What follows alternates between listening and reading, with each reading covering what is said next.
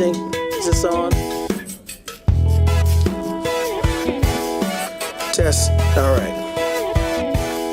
All right, good morning, everyone. Is this on? Yes? No? Oh, there we go.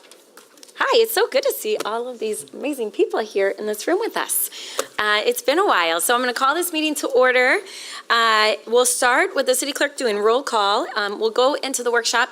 There's a space for public comment towards the end, and then we will adjourn. So I know there's been a few adjustments to this to the agenda, and I'm sure, commissioners, you've received all of that. So roll call. Where's my clerk? There he is. Let's, maybe before our clerk does roll call, we can give a huge round of applause to the clerk's office and every single one of you who helped on the election on Tuesday. Another very fair, secure, well-run election. So thank you, City Clerk. Thank you, Mayor. All right, you want to do roll call? Sure. Commissioner O'Connor? Present. Commissioner Jones? Here. Commissioner Moody? Present. Commissioner Lanier? Commissioner Repart? Here. Commissioner Sassi? Present. Mayor Bliss? Yes. All right, so commissioners, with that, I'm going to turn it over to our city manager. He has a number of our department leaders who will be sharing information with us this morning. City manager, you want us to hold our questions until the end, or what's your preference? Thank you, Mayor. There are sections in the briefing that will break for questions. Our goal is to try to get you out early, 12:30 or so. We are going to try our level best, at least to be 80-90% complete, at least by lunch.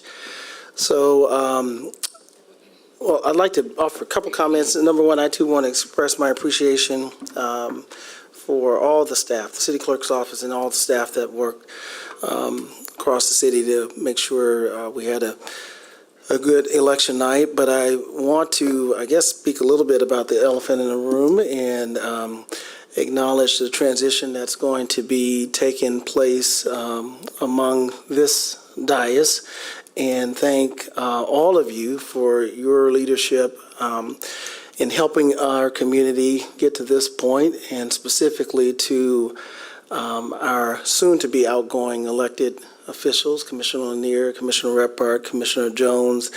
I enjoyed working with you. Our work is not done. We still have work to do today in the next couple of meetings, and we look forward to doing that in your continued support outside of your current capacity. And I look forward to welcoming those newly elected officials that some may be joining us in person and online, and working with them as well, and making sure that we continue to be successful as a city. So thank you so much for your leadership.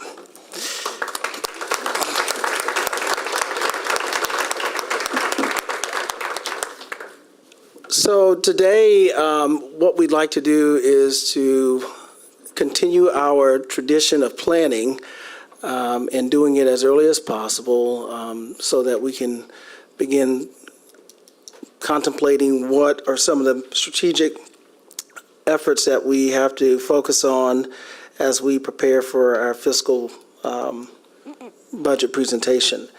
We will, I have spoken to the incoming elected officials yesterday, and informing them of some of the key dates and processes we orient them, and we'll be getting their feedback as well. And hopefully what you'll see is on the 6th, we'll have a more detailed financial update. We spoke to the CFO, Molly, will be briefing in more detail. On the 6th today will be very high level. But on the 21st, we will have our mid-year performance management update. We'll also talk about some of the key issues that we are working on, and some of the newly elected officials will be able to participate in that, and that will help shape our final thoughts as we prepare for the preliminary fiscal plan introduction on the 25th, and you see the budget process that's laid out in the month of May. Again, I want to thank this commission and the staff for their leadership in helping us refine our strategic plan. You did that work at our last City Commission meeting, and we'll continue to talk today about how we actualize some of the work that helps us achieve our strategic outcomes in both priorities and affirm our values as an organization as we continue to try to elevate the quality of life for our residents. And so what we've done in the next 2 slides is basically take each strategic priority and realign those 9 focus areas that we have affirmed during the pandemic. And today we want to ensure that that's still the area of focus, and then show you in more detail some of the topics that relates to those areas. So for example, under governmental excellence, we said we wanted to focus on fiscal sustainability and talent attraction and retention. And there are several topics that relate to governmental excellence, and many of these we've discussed. And so today we're going to try not to go into detail on areas that we've thoroughly discussed before, but we'll highlight a couple of things that are new that may have not gotten a lot of discussion previously. And today we'll talk about in detail the ERP, Enterprise Resource Planning project. That's a huge organizational lift, as well as our facility needs assessment, our facility master plan. Under economic prosperity and affordability, we continue to focus on efforts on housing in the unhoused community, relief and recovery, and major economic and community development. And today you'll see some of the key topics that relates to those areas. Today we'll talk a little bit more about the Affordable Housing Fund and some of the progress on the river development. But, and there's another area that we'll highlight today, and that is under the potential funding from opioids. And we'll talk about that later. I previously scheduled the superintendent and board members to be here, and I talked to Dr. Roby yesterday. We're going to reschedule them to come at a future opportunity where we can go in a little bit more detail. So they won't be here, but she is going to send some information to us on what's, right now it's basically what's been publicly discussed. The next area under engaging connected community, you've been very briefed on the PB process. Today you hear a little bit more maybe how we implement some of the projects that have been proposed, but we'll focus more under our efforts to engage our immigrant refugee community and how we incorporate some of the feedback that we've gotten from both Community Night Out as well as what we potentially may receive in this National Civic League engagement effort and how we continue to make our community safe. You have received several briefings under mobility, both from the Rapid as well as from Mr. Naramore, and so we will, at your last City Commission meeting, so we will not be going in a lot of detail under mobility today. Under health and environment, our focus areas has been around climate change, particularly since you passed a resolution establishing a climate crisis, as well as park amenities and green spaces. And so today we'll go into detail talking about what we plan to do, not just setting the goal, but what we plan to do regarding our municipal greenhouse gas reduction goals, as well as update on some of the key initiatives that affects climate, and specifically Butterworth. And I know that's been a long discussed project, the Butterworth landfill, and how we can install solar on it. And so today we'll talk a little bit about that. Unfortunately, Ms. Sutter is unable to join us today. As you know, she does a lot of work in preparation, both for these discussions in terms of performance management, but also sustainability, and she's unable to join due to a death in the family. And so we will still, however, go ahead and tee up the topic, and if there is needed follow-up, we'll schedule some additional time where she can be with us to brief in detail. We'll also talk about waste management, materials management, and I shared with you some of the recommendations from the Urban Agricultural Committee And the staff is prepared today to go into a little bit more detail on that, as well as how we will implement some of the strategies to improve safety regarding childhood lead-based paint. And so you'll hear in detail some of the recommendations from the staff today. And finally, under Safe Community, our focus has always been and continues to be how we can be a safe community both in prevention and response, as well as take the necessary steps to improve community-police relations. And today we'll talk a little bit more about some of the pilot work that we've done that's place-based and with our collective impact work, as well as some of the alternatives that we've done to traditional police response with co-response mental health, behavioral health assistance in policing, and hear a little bit from the police chief about the status of his strategic plan.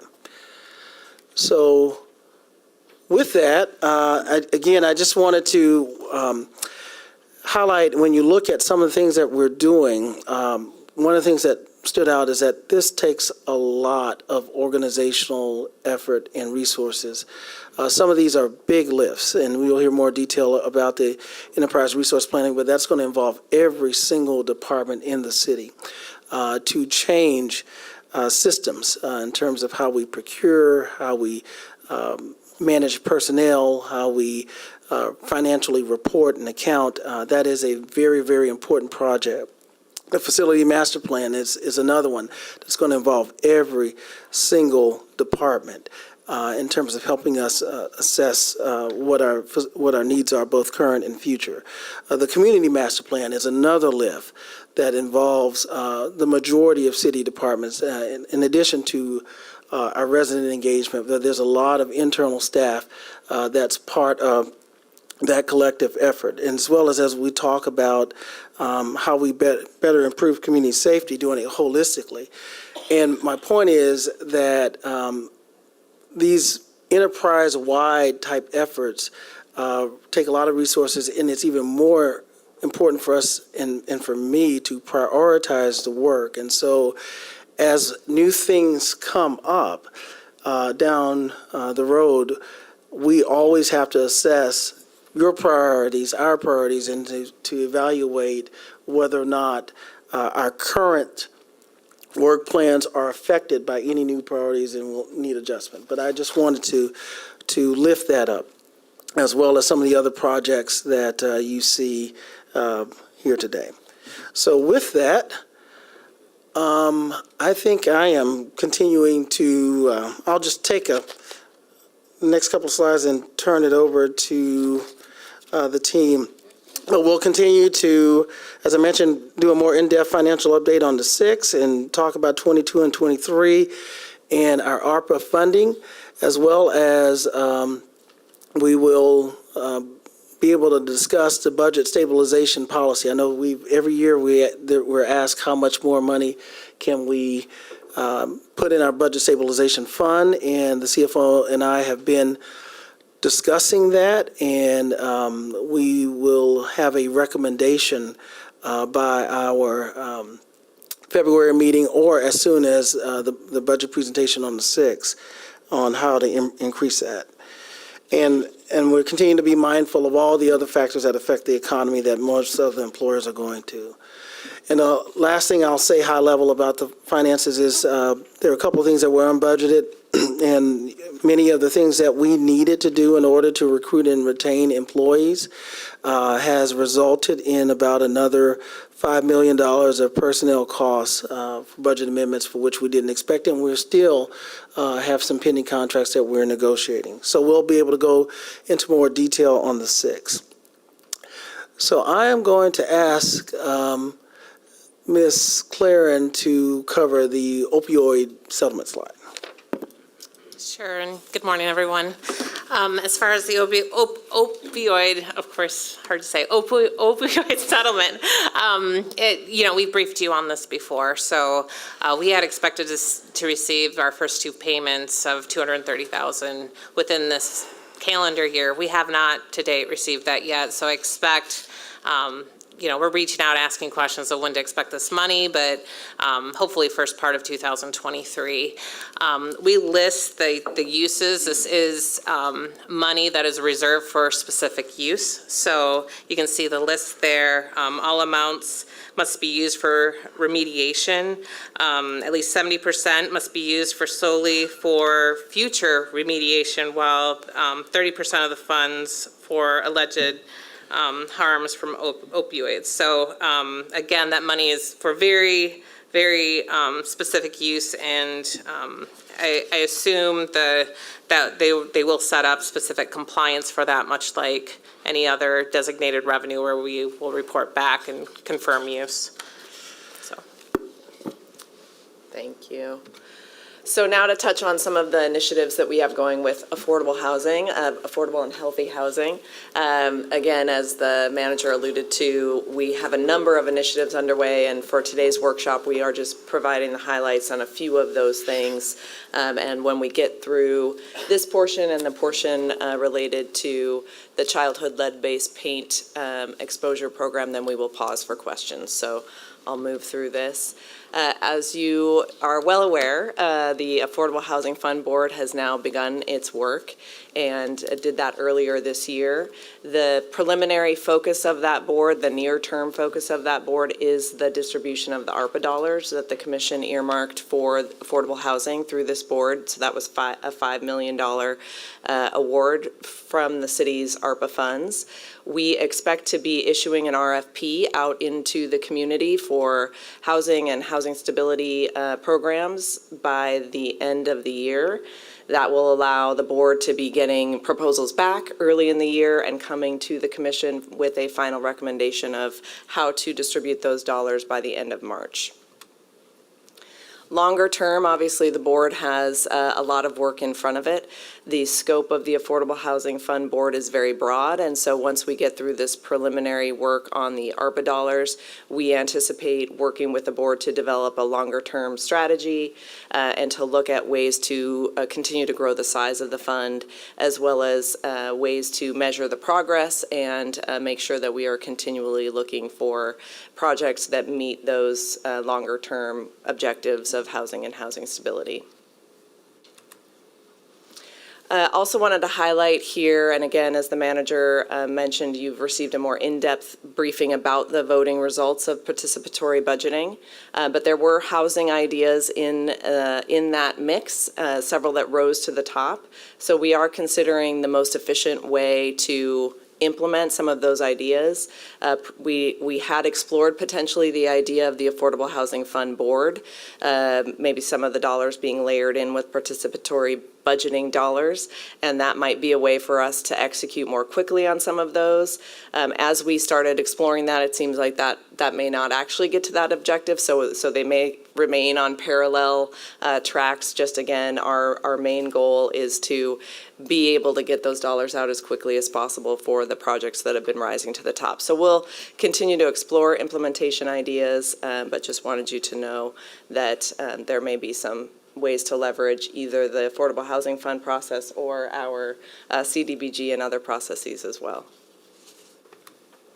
So with that, I'm going to turn it over for a discussion with the Commission about our lead-based paint work. Good morning. With me today, I have Paul Hahn, who is nearing his one-year anniversary working for the city, and we're really excited to have him on the community development team because he brings to us 20 years of experience in healthy housing policy work. And as you know, this has been a priority for the city for quite some time. The Community Development Department has operated lead hazard control programs to make improvements in homes since 2004. And in that work, we've invested $22 million and have touched over 1,800 homes. So wrapped up, it sounds like a lot, but when you look at what the need and the issue is, it's just a drop in the bucket. So this has continued to be a priority in the city's strategic plan, coming up with strategies to address childhood lead poisoning and exposure to lead hazards. And it's also been a priority that has been identified by the City Commission at your various workshops. Most recently, an advisory committee was put into place, established to sort of help us dig deeper and dive deeper into the issue and develop some strategies to propose to affect change. And in this work, the Lead-Free Kids, a GR advisory committee was established, and it was comprised of 3 city commission members, 12 representatives from 12 different organizations in our community, as well as some city staff from cross-departmental disciplines. And they had a report for recommendations that was completed in February of 2025. In getting to that work, they were really looked at a report that was produced, that was commissioned by the state of Michigan, and it was called the Tactic Report, and it looked at, compared some programs and policies from 4 different cities in Michigan, and they looked at that work. They hosted presentations from a parent advocacy group, the Rental Property Owners Association, and had a lot of consideration for how they got to their recommendations. So in 2020, they proposed that the city actually amend its housing code, which is known as the Property Maintenance Code for the city. And they proposed that we test paint in rental properties and remediate and require the testing of paint and then the remediation of hazardous conditions. That was proposed to be as part of our residential rental certification program, which is a proactive program that we currently have in place. So in essence, in order to obtain your certificate, you would have to go through this process. So that was the recommendation of the committee. And since that time, we've completed a lot of work, thanks to Mr. Hahn being on staff, because it is a heavy lift. And so in 2022, some of the things that we accomplished in terms of getting to where we are today was that research of national best practices. We consulted with the National Center for Healthy Housing regarding the tactic report that was presented to the advisory committee. We reviewed approaches in a number of other cities and states, and interviews were conducted with 4 different cities that have some type of program that ranges from significant capital improvements to more of a maintenance standard. So we took a variety of those programs that are out there and then talk to the staff about how they're implemented. There was a lot of work around aligning with federal and state laws, so coordinating with the Michigan Department of Community Health to make sure that what our proposed approach was, that we could actually implement it legally, and that took some time because the approach that we take or that we're proposing be taken, that Mr. Hahn will further explain later on, there really wasn't a framework in our state to be able to do that. So a lot of significant time was spent there. We worked on an impact assessment that not just considered the health issues and housing issues, but also looked at equity and the financial impact of implementation of a program like this. And we also looked at integration into our city operations and public health, so making sure that what was proposed can actually be implemented, as well as obviously it requires code changes. So looking at the city's property maintenance code, which we use the 2012 International Property Maintenance Code as the base, and we have some local amendments in that. And then we also looked at the 2021 IPMC, which is the most current version, to see if it made sense for us as part of this process to move forward with an update and using that code as well. So as we considered the approach, and this visual is really the mastermind of Mr. Hahn, as we talked about how do we get to an approach that works best for Grand Rapids, and because we really want to look at the high level of health protection, but also in consideration of the financial impact that it may have, in particular on property owners and affordability of housing. And so we wanted to get it more in the middle, but always keeping in mind the issue of equity and those most significantly impacted by this issue. So the approach that we propose is actually quite cost-effective from a city perspective in terms of our staffing. There's some one-time costs that would be associated with it in terms of technology, as well as some training for staff and certifications. But the approach really is not a capital and improvement approach. It is more on a maintenance standard approach. And so it's really about trying to get at where the most critical hazard is for youth, and that's the dust. So using a more cost-effective dust sampling standard, and that we target target the interior hazards for lead dust, and we would use a third-party lead inspectors. So it's similar to how the city's mechanical safety inspection program operates, where someone has the private sector come in, do that inspection, and inform the city that everything is fine, right? So you passed your sample. And again, Mr. Hahn will go into more detail about that process. And again, we would be looking that it's part of the residential rental certification program. So in order to obtain your certificate of compliance, you would have to go through this step. We also would look at ensuring that when it came time for capital improvements, that there are some wraparound services and incentives to promote the full risk assessment and full lead abatement if it's necessary. The issue there is that we have those programs available today, but it has very limited resources. I think the good side of this is that 95% of our rental properties now can meet our requirements for certification relatively easily in terms of that maintenance. I'm going to turn it over to Paul. Slide this down. Here, do you want to sit here? Thanks. Okay, thank you for the opportunity to explain a little bit about what we're thinking.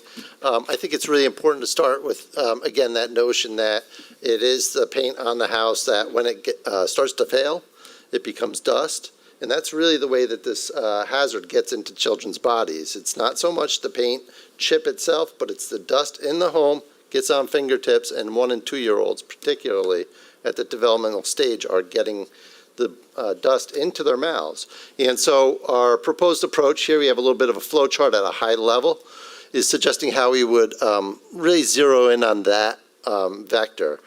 We often hear about paint and water. We've done a great job in our community, and the risk there is exceptionally low. Where the risk exists is in this dust in the interior of homes. And so the approach starts at the top and starts with our existing code compliance structure, rental property certification structure, which is a model program across the nation, right? As the inspector comes in to conduct that routine certification inspection, they would do a visual inspection to see if there's peeling and chipping paint. If there is, we would go down one of two pathways. If there is, we'd go one way. If there is not, we would go a second way. And the reason for that, as pointed out by the tactic report, is the eyes can't see the lead hazard, the dust that is there. We only see a condition at this point in time, but we can't see that residual lead dust. So if that property was not maintained over time, there could be that buildup, even though it looks pretty good today. And we want to address those conditions. And so when the code enforcement personnel come in and do an initial inspection, if that property does not have visual concerns, we still want to check. And so we would, on this flow chart, go to your left, right? And we would conduct a routine dust sampling. We'll talk about the cost and what that looks like briefly. This is where, as Ms. Bohatch mentioned, working with the state of Michigan, we're kind of charting new territory here, and we've been authorized to really look at a local standard, which is very different than what's going on in Detroit, where they are using the state standard, which is much more costly, much more intensive. We would be looking at a local standard, which would allow us some efficiencies and allow us to bring down costs for property owners significantly. If the property owner does fail the visual inspection, however, we would, as we do now, order repairs. And we would watch to make sure that those repairs are made with lead-safe work practices as required under federal rule. We would also want to get a dust sample at the back of that. Because there's been repair made, the federal rule triggers a need for us to follow state standard. And so that would be a little bit more costly, so there would be an incentive kind of built in for rental property owners to have properties kind of ready to go at the time of inspection. So there's a number of things rental property owners can do to prepare for this inspection. They can do capital improvement projects, lead hazard control. They must do their routine maintenance, and then they can do some prep right before the inspection. So you're probably thinking a lot about cost. What is this going to cost us? And so this chart, much like that flow chart, it's a little bit busy, but I'll walk you through it. The left column, past visual inspection, let's just start there. If a property owner, if code enforcement comes in and the property owner has a place ready to go and they don't see failing or chipping paint, we would, as Ms. Bohatch mentioned, engage a private sector firm, much like we do with mechanical safety inspections, and have them inspect for the presence of this toxic lead dust that hurts children. That cost, we are estimating, will be just north of $200 based upon the experience of a sister city, Rochester, New York, with some adjustments made for cost and inflation. When you think about that cost, $200, that's nothing small. But on the other hand, if you look at it, if you are achieving a 6-year rental certification because of compliance, that's $3 a month. Okay, so the impact is it's there, but it's small. If there's only a 2-year cert, that cost goes up, but it's still $8, right? If the rental property owner fails the visual inspection and is, excuse me? Yes, the property fails the inspection. That's right. It's the property that we're looking at, not the people, right? Thank you. The inspection fee goes up because we have to follow that state standard. Okay, and then there's an economy of scale. So for that first unit, it's more expensive. Single-family housing, it's going to be a little bit more costly. If you get into multiple family housing, there's a cost savings for those subsequent units. And we still see a monthly cost here between properties that receive a 2-year cert of $17 a month, single family, down to $4 a month for those that achieve a 6-year cert. And these are just the inspection costs here. So next slide. If we look at what this is going to cost by the year, because we have 2, 4, and 6-year certifications, it's going to vary year to year how many of these we are doing. We're taking a look at the first time through, right? What's the cost to get through the first time? And there's a requirement here that, property is certified subsequently. But we're looking at just first time costs. It's roughly about $5 million across the whole rental property landscape, 28,000 properties receiving this kind of inspection. And it's a little bit of a tricky math because some of those properties are going to fail that visual inspection, pay more, and some are going to pay less. Again, drawing upon the experience of Rochester, New York, again, very comparable city to Grand Rapids, so we're fortunate to have their experience in front of us. Their experience is 95% of rental property passes that first visual inspection. And that's not too far from what we hear from our code compliance staff, that, there's a great deal of rental property out there that passes first time through, that's just in great shape. And the number of properties where it's more challenging are small. And so then we see that increased cost on those other properties. To me, this gets at the heart of the matter here, why we would want to do something like this. The reality is, when Connie introduced me, she made me feel a little bit old, right? 20 years of experience with lead.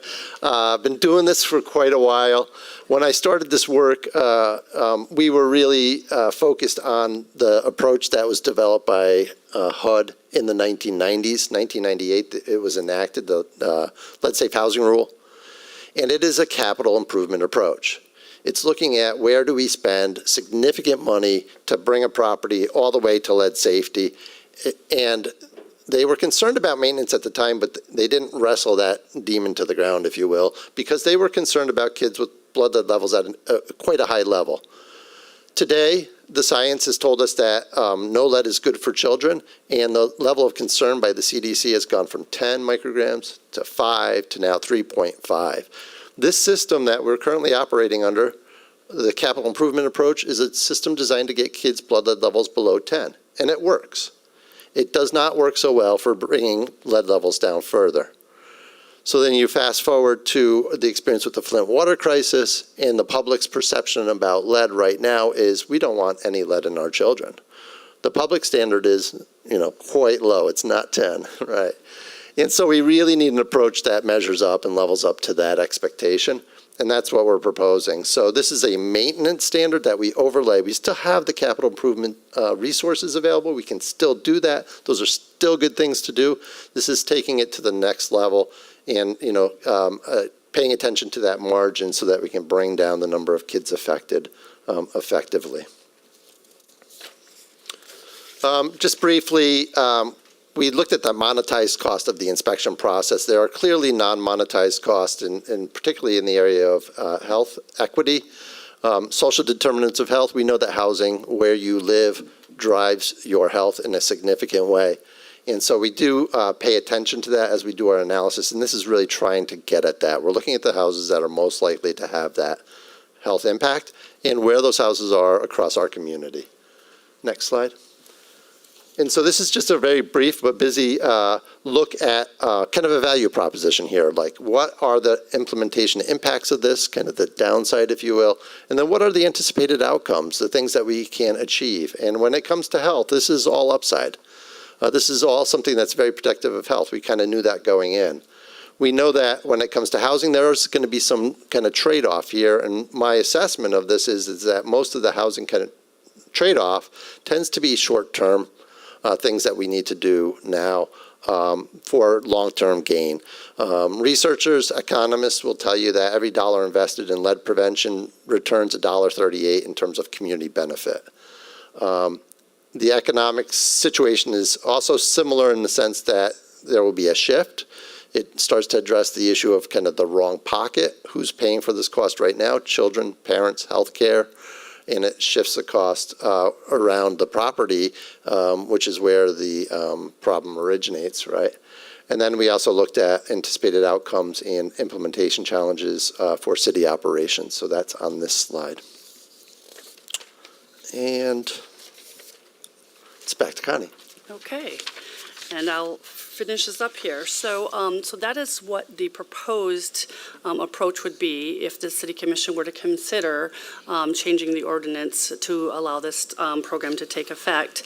And so the next steps for that would be for us to then, get a head nod that you'd like us to proceed, and we would finalize an ordinance that would be considered for approval. We'd work with our stakeholders in terms of, we worked with a number of stakeholders, let me back up, through the process in terms of the Lead-Free Kids GR Advisory Committee. So there's a lot of voices around that table.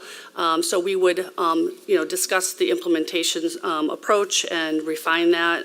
So kind of circle back with some stakeholders on that. And then we would also have to work on developing an education campaign to make sure that everyone knows what is anticipated moving forward, when that would happen, and sort of what does that mean for me as a property owner, as a tenant, and how that would look and work. And then we also need to work on developing the inspection rollout plan, because it does coincide with our existing rental certification expirations, the 2, 4, and 6 years for properties. So we would want to work with property owners to make sure that they know that this would be coming and how that would work. And then also there's some training for city staff. Again, our approach is not to have city staff do the work, that it would be a third party, which, I wholeheartedly believe that that's a great economic opportunity in our community for business development and startup, because there would be some significant work opportunities here. And we did do an analysis of having the city staff do it, and it would be significantly more expensive. And then you also have the, attrition and all kinds of issues with retaining those certifications and that training. So again, working through that in terms of making sure that not only do we have our staff with the minimum training that they would need, but also then working with the community in terms of business development. So I'll Hey, leave it Mayor, at that. I think we'll pause here, see what questions, comments the commission has on anything that's been presented thus far. All right, thanks. I'll start. Paul, I feel old too. I sat here thinking about the fact that some of you may know this, but Paul and I both served on Governor Granholm's Childhood Lead Poisoning Prevention Board 16 years ago, I think, if I remember right. Back in 2006, I believe, in 2007. So it's been a long time. And, you know, back then we were working with medical providers and health departments around getting more children's blood tested so that we could identify children who've been exposed and then get them into treatment quickly, along with data and a lot of work in that space. And I had worked at the Children's Hospital for a long time and had worked with kids who had been exposed to lead. And I'm so glad to see us moving forward and really getting to the heart of the issue, which is the exposure. That's how you prevent it, right? And that's the work that we started talking about several years ago. Paul served on the task force that we put together, and Commissioner Lanier and Commissioner Repart. So I'm so glad to see this come forward while you two are still around this table. That's how we prevent children from being poisoned. Of course, we need to test blood and we need to do good treatment when children are exposed. But we need to get on the front end of that and make sure children aren't exposed in the first place.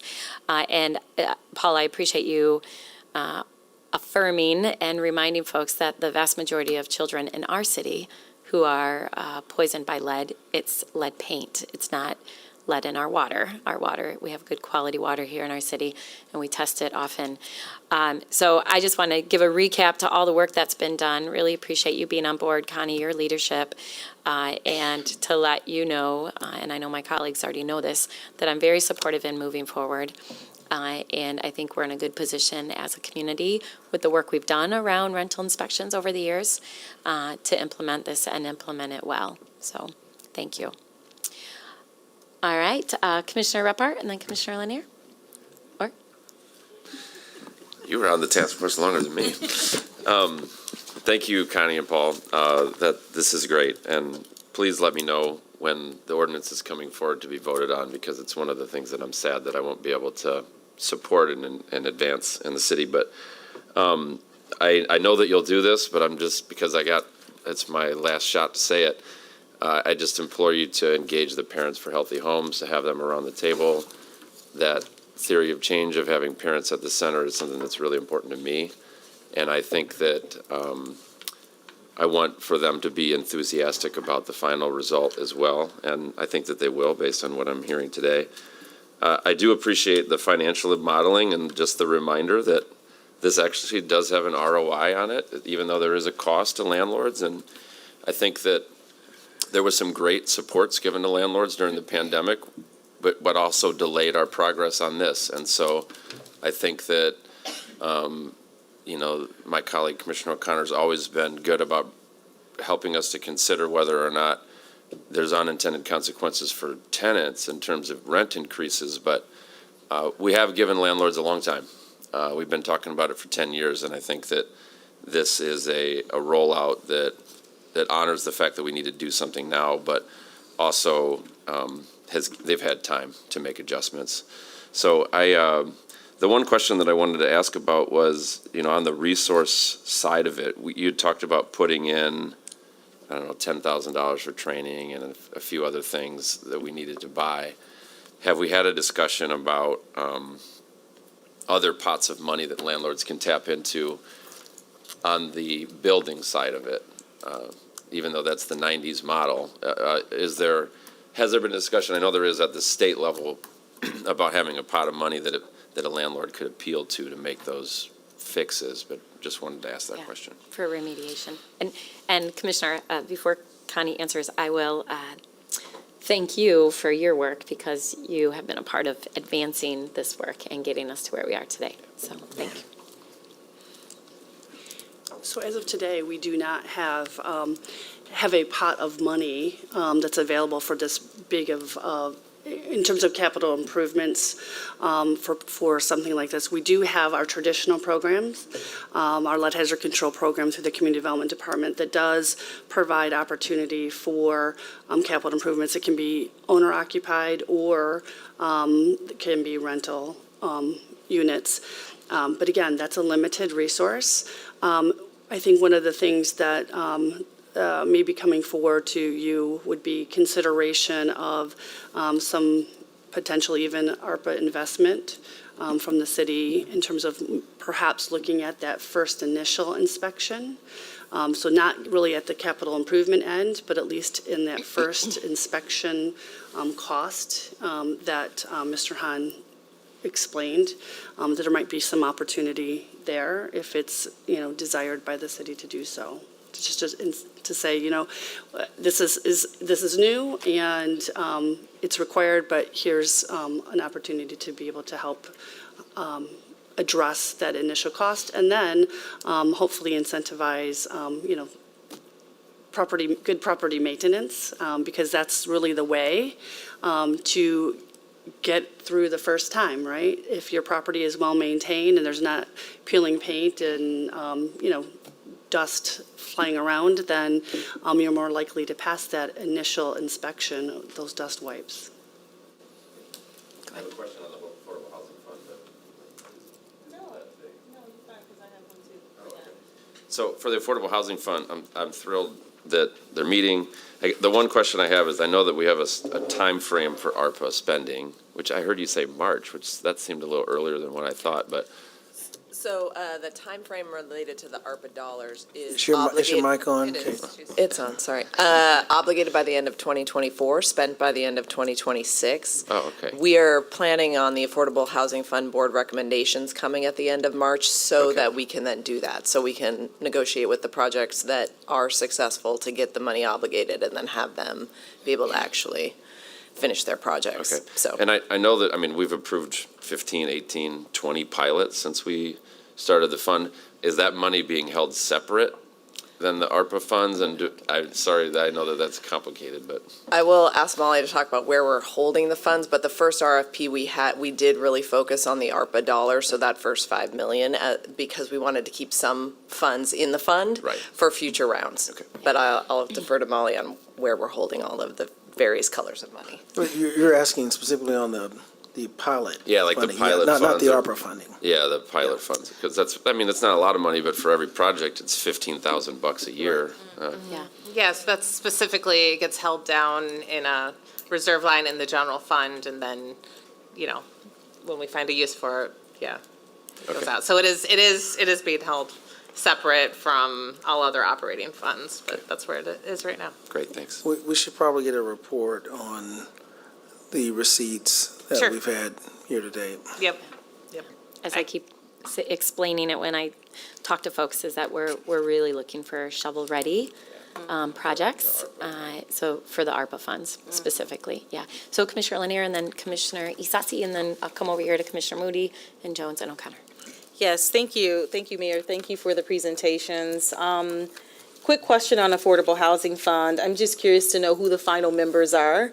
I know we kind of went back and forth and, some people weren't able to commit and others were not. So if someone could just send that list, you don't have to go through it today, but if someone can send that list, that would be great. And then back to lead, I just have a couple questions. I'm looking at slide 18 when it identifies like the flow chart of the proposed process. Is it safe to assume that this process only applies to homes that were built prior to 1978? And so I think it would be great for that to be clearly marked for anyone who's reading the materials. And then the other thing is then how many homes fall into that category? Did I hear 23,000? Was that accurate? It's about 28,000. 28. 28,000 units. Excuse me, okay. So fewer properties, but that many units. Okay, thank you. And then I think it looks like in slide 19 that part of why there is an expense for this is because we are seeking a third party to help, provide this service, which I don't necessarily disagree with, but I'm wondering if there was room to train our existing inspectors to be able to do this work, because I think that that would reduce the number of appointments that would need to be made for owners as well as tenants. You know, you could also kill two birds with one stone. You know, everything that's connected to this home that needs to be addressed could then be addressed all at once. And I think that's, as a landlord, you know, I would think that that would be something that I would want to know kind of all at once instead of this kind of piecemealing things. So yeah, if someone can answer those couple of questions, it would be great. Oh, last question. And then we also had talked about in one of our forums that we would be equipping homeowners with the tools to be able to make assessments themselves. So as we're putting this together, are there kits that if I owned a home that I live in that's older than 1978, you know, could I then do my own assessment, because this takes care of the rental units, but it doesn't take care of all units that potentially could have lead in them? So there are actual, I'll start with your last one. There are kits that you can purchase to do your own dust wipe. So that is available. Right now, we don't have that, we're not passing things out for people to do that.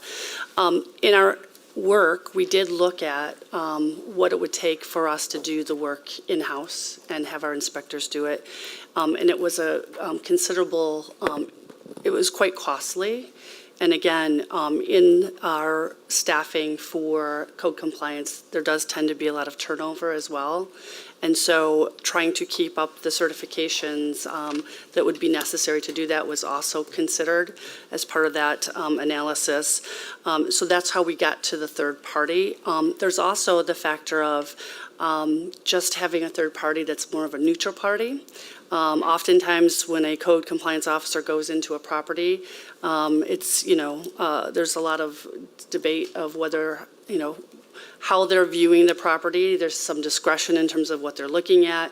And it really was a way of saying, you know, here's someone who's not from the city, who's not an enforcement arm, who's also doing the dust wipe sampling and moving that forward. So kind of being more of a neutral third party. So that was the reason behind that. And then I think you had a third question. And yes, 1978, pre-1978 housing units is what the target would be. Did we cover all of them? Yeah. Thank you. Commissioner? Thank you, Mayor. Thank you all for the presentations. I'll go start with housing. I have a lead question as well.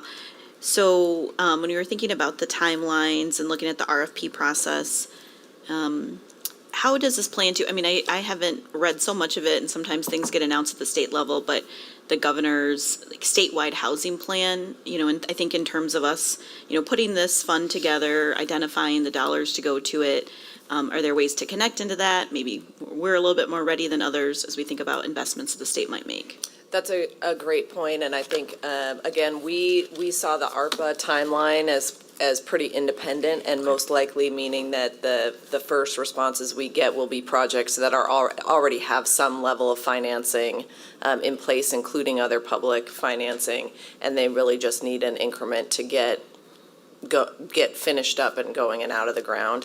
But in the longer term work of the Affordable Housing Fund Board, we very much have on our list, how do we best slot this pool of money into all of the other funding rounds, both in order to kind of have dollars leveraged to the maximum extent, but also make things easier for those project proponents. So they're not applying here and applying here and applying there. So this first RFP doesn't check off all those boxes, but we will be learning from it, and as we move forward, we will be looking for more of those opportunities. Thanks.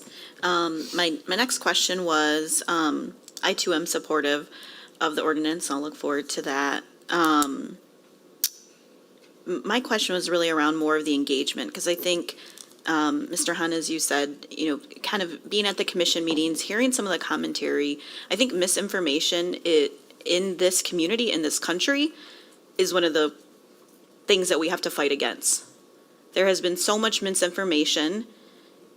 We just got done with the election season, but it's scary to think. And I know a lot of people who go to Facebook for information, put a question out, and then something kind of, my husband follows Reddit, so he can tell me what people are saying and what's going on.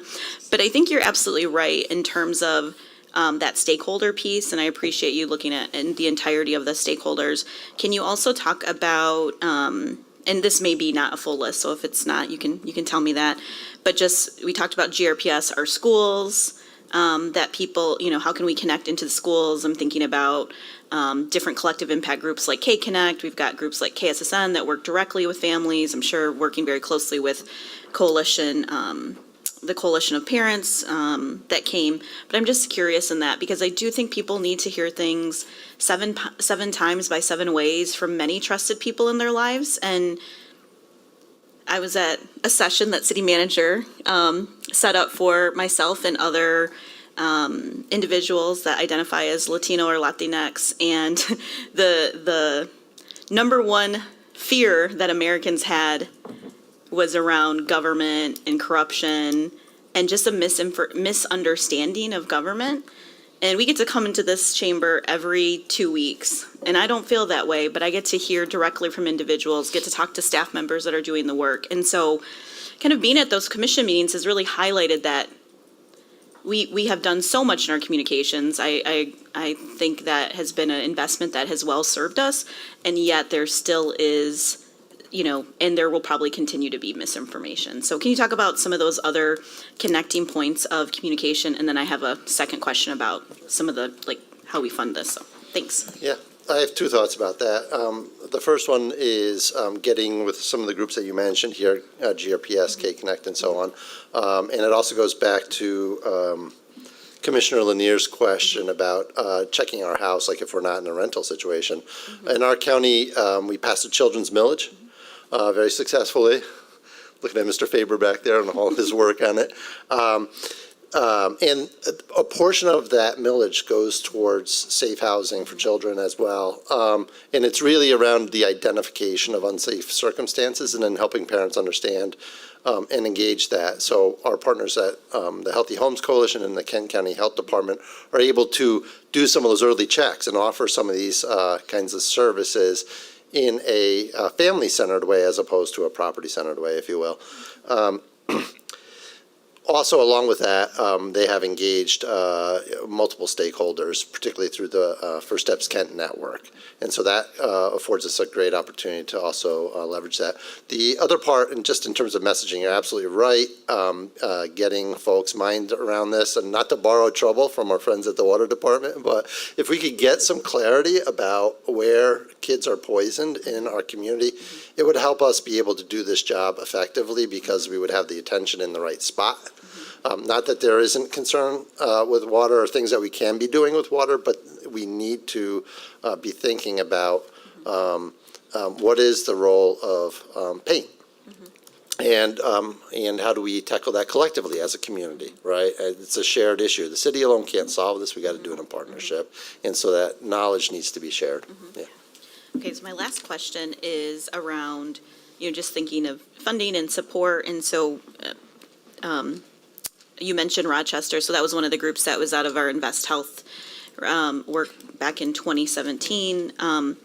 Is there any thoughts about looking at different models, like a pay-for-success model or other funding ways to essentially recognize we're going to pay for this now, we're going to pay for this later, and just try to come up with innovative ideas and investments that people can make to support this work? Because ultimately, future employers, other individuals, they have the challenge of that if children continue to experience this. So I would say that at this point, we have not gone to that level of looking at a program like that. But it isn't something that we can't dig into and see what potential it would have in our community. One of the groups we worked with locally, the Green and Healthy Homes Initiative, has taken a fairly deep dive on that and has found it very challenging in the space of lead. It's a little different than some other childhood health issues, and I'm happy to share what they've found as well. Can I just ask one quick follow-up? Yep, and I then know. I'm going to come over here to this I know. side. For the Affordable Housing I want to Fund, neglect this side. that RFP, because I may not get to see it, but are there different RFPs for different percentage of AMIs that we're seeking at this point? So that is actually what the Affordable Housing Fund Board is grappling with right now. What is the best way, again, because we want to make sure we get the dollars out, we're getting feedback from the board right now about how wide open to leave it versus how prescriptive to say we're looking for projects that do X, Y, Z. So more to come, and we should be able to update the commission in December on kind of how we're looking at that. Great, thanks. Commissioner Moody? Thank you so much for this report. I just have two short questions and not very long. The first one I want to ask about is that you mentioned that there had to be some alignment with the federal state laws. Can you tell me what those federal state laws were? Just briefly give me a few. And if the homeowners or the individuals who are in the homes know about these state laws and what's required? Yeah, it all starts with federal Title 10, Lead Abatement Act, and that is a law that really looks at abatement and is largely silent on maintenance, and so that's part of the challenge. And so the assumption in the state of Michigan until recently was that if we're going to do anything about lead, we're going to abate it, which means if we're going to do anything about lead, we're going to do, what do you want to say? I mean, the significant investment in inspection, significant investment in capital improvements. And it just left maintenance as a strategy off the table. And so that's a large part of the alignment that we had to do. I'd say the public's largely unaware of those rules and laws. And there's a lot of education to be done there that can be done absent of those laws around practically what can you do? Laws aside, what can people do to protect children? I think that's a more motivating and to the point of, how do we get folks to understand the hazard and get on board? I think that's very important. As my colleague Commissioner Yasansi said earlier, communication is key. And I think communication in some form needs to be out into the public so that they can have some idea as to what they're looking at, because that's very important. The other thing, too, you said that there was my second question, that you mentioned 28,000 homes. You said that correctly? 28,000 units. Okay, in those 28,000 units, is it divided into zip codes as to which units are more contaminated? The better way to get at, and I don't know that we have a real in-depth analysis on this, is kind of the age of the unit. 78 is the concern, but as you get older, you see more concern, and as you have less, poor property maintenance, more. I thought you meant as I get older. No. Yeah, so that can be a challenge, but directly in terms of geographically where they're at, I think it's pretty equally distributed. Maybe some more significant in the Third Ward. Yes, that's what I want to hear you say. Thank you. So I think part of the issue here, though, is, and correct me if I'm wrong, if I'm misunderstanding, but we do not have an analysis now that would be able to say that certain properties have lead hazards in them, right? You can only determine that if you go inside and do some type of inspection. And so, but again, as Mr. Hahn's indicating, we can tell by when the home was built or the rental property units were built and constructed, and that 78, pre-78 is really that, and we can tell you where that is throughout the city, and we do have that information, but not about which ones actually do have hazards. All I right. can pretty much tell you. Okay, we're going to But that's good. Thank you so much. Commissioner Jones and O'Connor, and then we'll wrap up this section because I know we have other presentations to get through. Thank you, Mayor. Thank you for the presentation on this morning. Just a couple of questions. One is just wondering if you've had any initial conversations with property owners. I know that for many, when it comes to this, quite often the response or the reaction is that this is yet another tax or fee of some kind, we often hear that they feel as if they're already overburdened by such things. So just curious to hear what you've heard from property owners, but also in that same area, is there a way that we can, I think, take this and really make it more of an incentive? I mean, ultimately, I think we all desire to have, property owners who recognize the value of having a property that is safe. And are there ways in which we can further incentivize and have them recognize the critical need for this? Because, and not, again, just see it as, here's another fee that's being applied. Because, again, we all want to ultimately get to that same place of providing a safe haven for families. Mayor, if I could, because I think I heard a similar comment earlier from this side of the table about incentives, and I think once you heard Mr. Hahn mention potentially other community partners who may want to invest in work, and I think we should ask ourselves that question about what we can do to offset the costs, at least initially with the program, with any potential funding that we may have with ARPA funding. And I have not asked to see even if that is an eligible use. I don't know if the staff's aware, but I think that's something we could consider moving forward. Okay.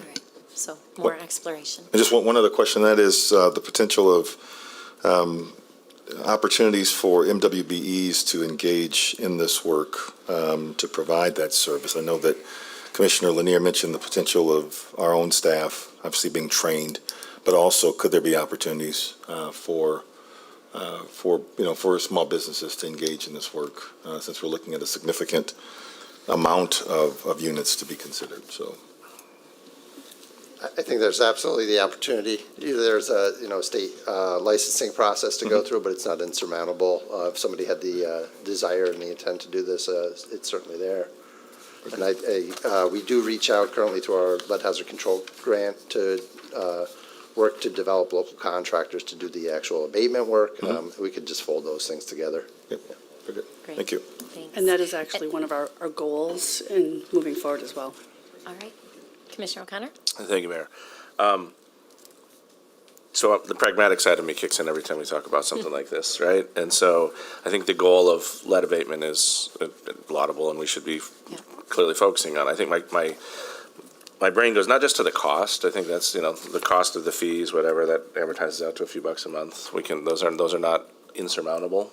But it's not just that fee. I think really, if we look at the very end of your presentation, it talks about the advancement of city strategic priorities, health and environment and equity. But I think there's some other city priorities that are impacted negatively as a result of this too. And it's things that we have to think about how we're going to overcome. And I go to the flow chart about, like, if I own a property and I got to go through these steps, how do I get to the end? And it's not just me getting to the end; it's the people that are in my home that are paying rent to be there, and what is the impact on them? Not just the lead dust that their children may be ingesting, but the instability that we may be causing that family in the event that something doesn't add up, it isn't certifiable, right? So, and I see you have some notation in here about occasional relocation, about those potential costs, about, how, we all know that there's a shortage of people to do available work in any construction capacity right now. Trying to line up, if you find dust in one window, does every window in the house have to be scraped and painted in a lead safe fashion? And I have to ask the family to move out of that home for a period of time, and then I have to line up a contractor to come in and do that work. And so then I go, all right, now we're going to go through a certification process, just as I normally would go through a 2, 4, 6 year certification process.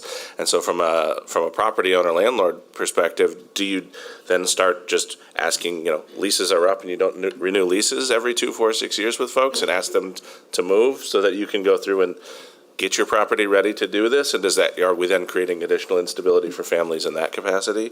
That we're, I couldn't imagine asking a family to have to move out of a house during the middle of a lease so that we could go, because to do work in a lead safe fashion requires some special protections.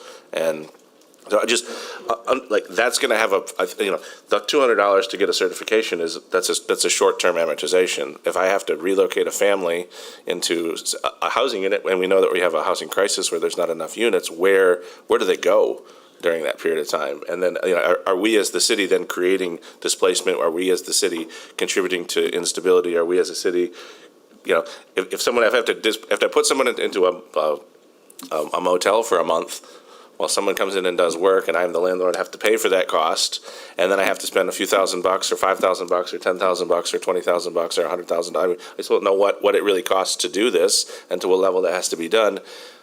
And then I have to pass, like, those things start to add up quickly. And if someone comes back and I just had to spend $5,000 to remediate the lead in a home because I'm still not sure what that standard is, that amortizing that out is different than amortizing out a $200 inspection. So I want to get to the end and I want to figure that out, but I think the city has a pretty important role. We've never really had an economic analysis done of our single-family rental property program to begin with about, how much did we, again, properties are better in Grand Rapids, they're better maintained. It's a great goal, and I'm proud of that work, but I'm also, what level did we as the city contribute to the increase in property, increase in rents in Grand Rapids? And so this is just going to be another layer on that, and I think there's a lot more factors that are really hard to quantify in that. So I'd actually really love to go into a home and maybe walk through a scenario where we can say, all right, there's lots of houses in Grand Rapids built before 1978. There doesn't necessarily have to be an existing rental house, and let's see what that looks like. And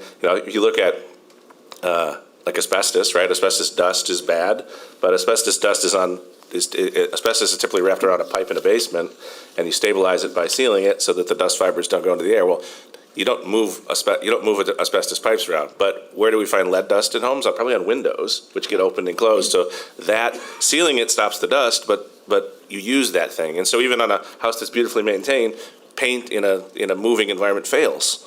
And so even in a house that could be absolutely perfect and pass any typical rental certification, could still have dust on a window. So I'm like, there's a lot of unknowns in this, and I'm committed to figuring it out. But I also I don't want in 2 years we kick this into place, and all of a sudden we're forcing people out of their home every 2 years because we got to go through this process. So Yeah. Those are good questions. I'll let Very Paul and Connie briefly, speak to that, maybe provide additional feedback to all of us after this. Sure, yeah. Very briefly, in honor of your time, the Rental Property Owners Association was involved in the initial task force, and we have full intention of continuing conversation with those folks to identify what are good practices.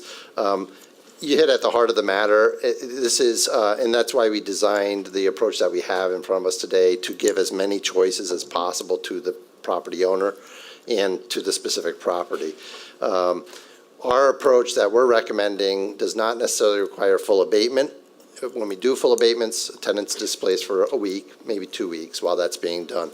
Our approach allows us to use a different certification level in the labor force, so it opens up a lot more people to potentially do this work. They just simply have to have EPA certification, not state abatement certification. That opens up a lot. Rental property owners themselves can become certified and do that work. And so it allows the property owner to say, do I want to do capital improvements here and replace that window? Or do I want to just make sure I maintain it over time and clean it regularly to make sure it stays safe? The choice remains kind of in their lap at that point. And they can figure out how to navigate this. And lastly, I'd say that I think that we do need to think forward to how we do then support that thought process, developing that thought process and helping people answer those questions. So there is a educational component of this, as there was with the implementation of single family. We had to help people understand the system. How do you succeed? What are the things you can do to succeed? And what are the choices in front of you that you can employ? Yeah, And we're also working on funding and putting together program in terms of making sure that we have more availability of the RRP training that's available in the community, and trying to offset that cost as well. Great, thanks. All right, City Manager, I'll turn it to you to move us along. All right. I said 12:30. I don't know why he throws stuff like that out. Well, and you guys are going to ask as many questions as possible to make sure, and I get that. That's fine. Okay. Well, that's what we want you to do. And good. So I'm glad everybody is engaging in the material. So we'll move on to the next section on some of the collaborative initiatives. I think, and I highlighted this earlier in my comments, and things that really require a collective lift, and we'll talk a little bit about that and then get into close out with some of our issues around community safety. So we'll start with the ERP overview. Sure, and one thing I was going to add, there was the question about the pilot payments. We currently have $139,000 in fund balance, and we'll bring forward a resolution at some point this year to move that into the affordable. It's designated for the Affordable Housing Fund, so just so you're aware. As far as the ERP system, it is an enterprise resource planning system, not a financial system, not an HR system, not a procurement. It's everything, and this touches about every function we have here at the city. So when the city manager says this is a citywide effort, everyone is digging in and is involved in this. To give you a little bit of background, we've been doing work on this for well over a year.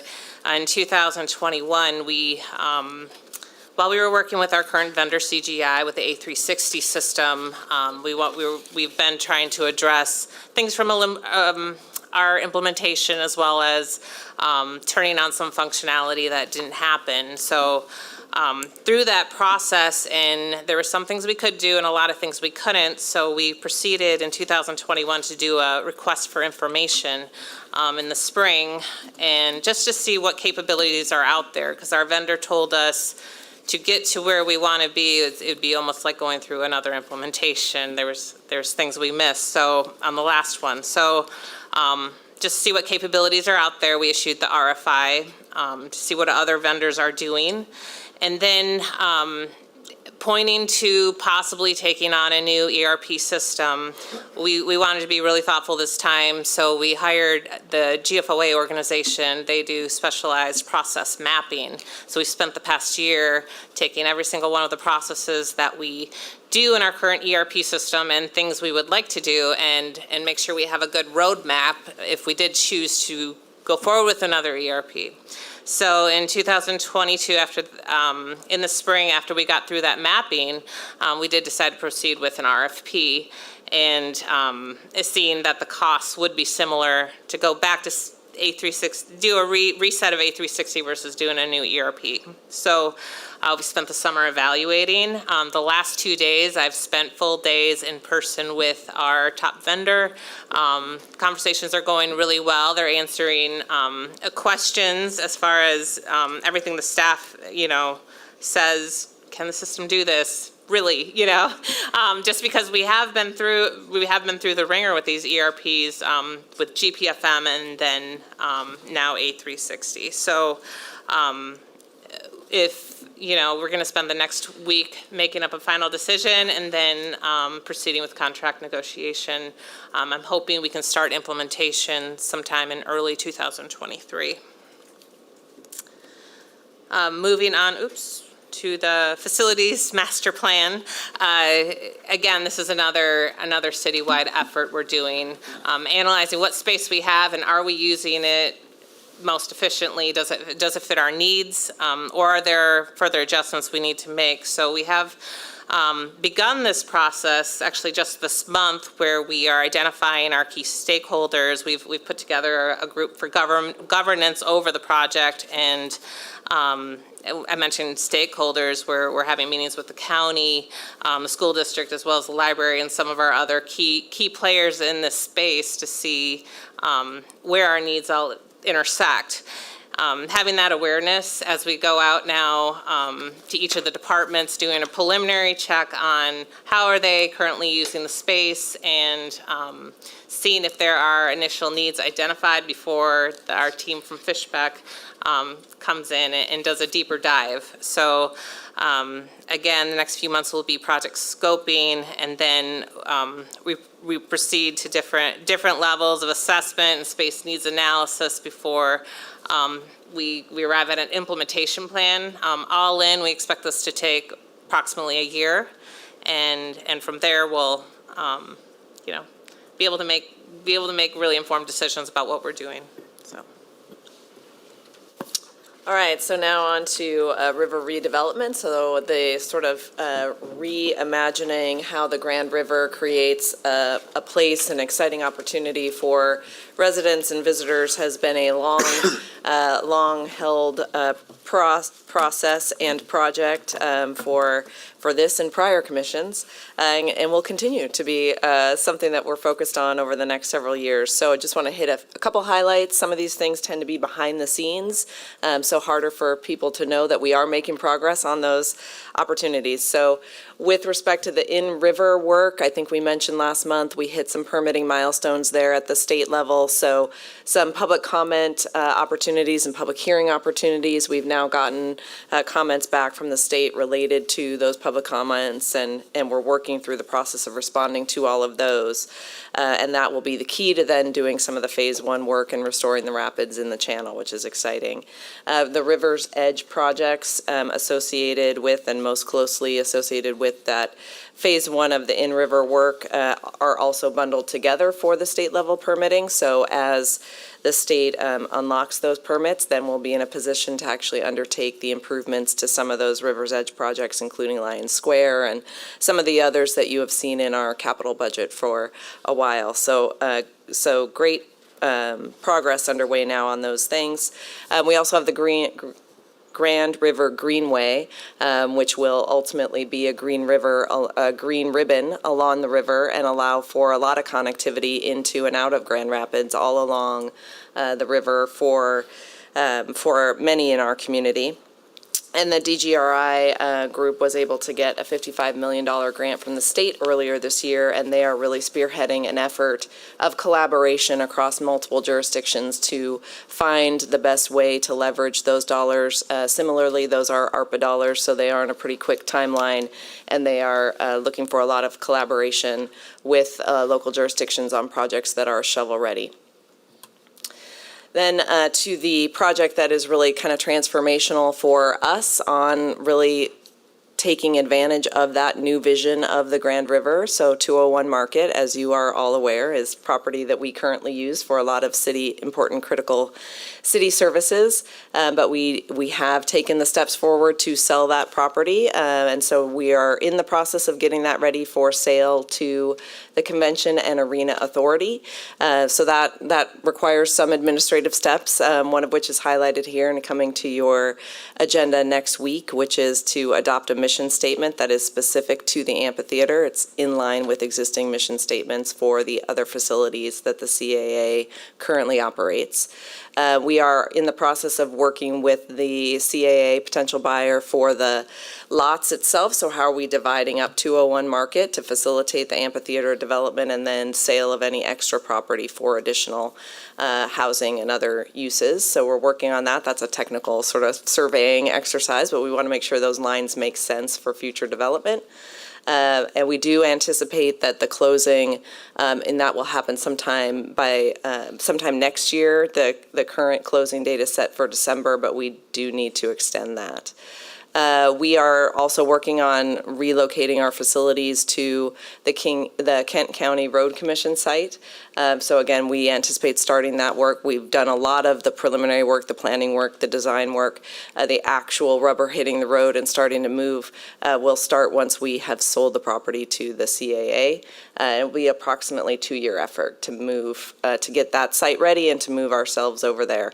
And amphitheater design work is continuing. So again, lots of behind the scenes things that are actually making this project real and exciting.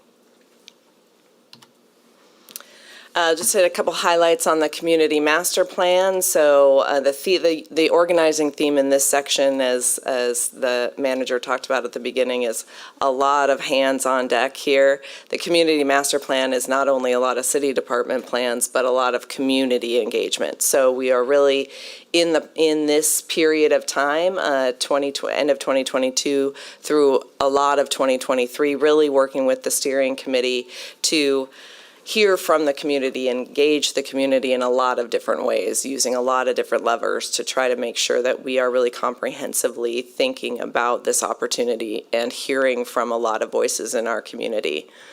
So this is just a little bit of a snapshot of what we expect to see happening, this Gantt chart, but it does show you that we are really focused on that community impact, community input piece for the next year or so. And there will be opportunities for the commission to hear updates along the way. It's probably a little small in that print, but in the middle of the page there's a couple times where we will be coming to the commission with an update about what we are hearing and the progress we are making.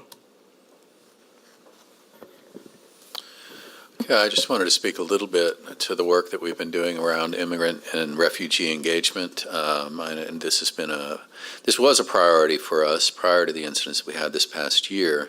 But it really gave us an opportunity and some motivation to really lean in and accelerate some of that work that we had planned. That all started with our work with the Welcome Plan. And we've been able to make progress in terms of moving that work forward. Internally, one of the priorities that we established 2 years ago was to be more intentional in terms of our language access. That ties in with being a welcoming community. And if you look at the theme through these bullets, you're really looking at a welcoming community. And then some specific things around how we took a step back to better engage with our African immigrant and refugee community specifically. The Equity and Engagement Office has a contract now with Glimpse of Africa, and they're doing some regular engagements with those communities. And we're looking at doing some additional training with staff that has touch points. That extends beyond public safety, but the organization as a whole and how it is that we integrate and interact with those communities. Beyond that, when we talk about business opportunity, we do have a lot of immigrants, a lot of refugees that come in and open businesses. And we found that we need to be more intentional in that respect as well, and have established some partnerships with organizations that we feel are going to best position us to be able to do that work. Focusing specifically on safety, you'll note that we do have a grant-funded staff member from the African diaspora right now that's helping us in that work around public safety specifically. We've talked a lot in the time that I've been here about helping people understand what their rights are. That's even more important when you're talking about somebody that's coming from a community where policing might look entirely different than it does here in the United States and in Grand Rapids. And then some real successes in terms of involvement and engagement of the African immigrant community within our boards and commissions, which again is a way for us to better integrate, better understand, and better plan the way that we go about our work.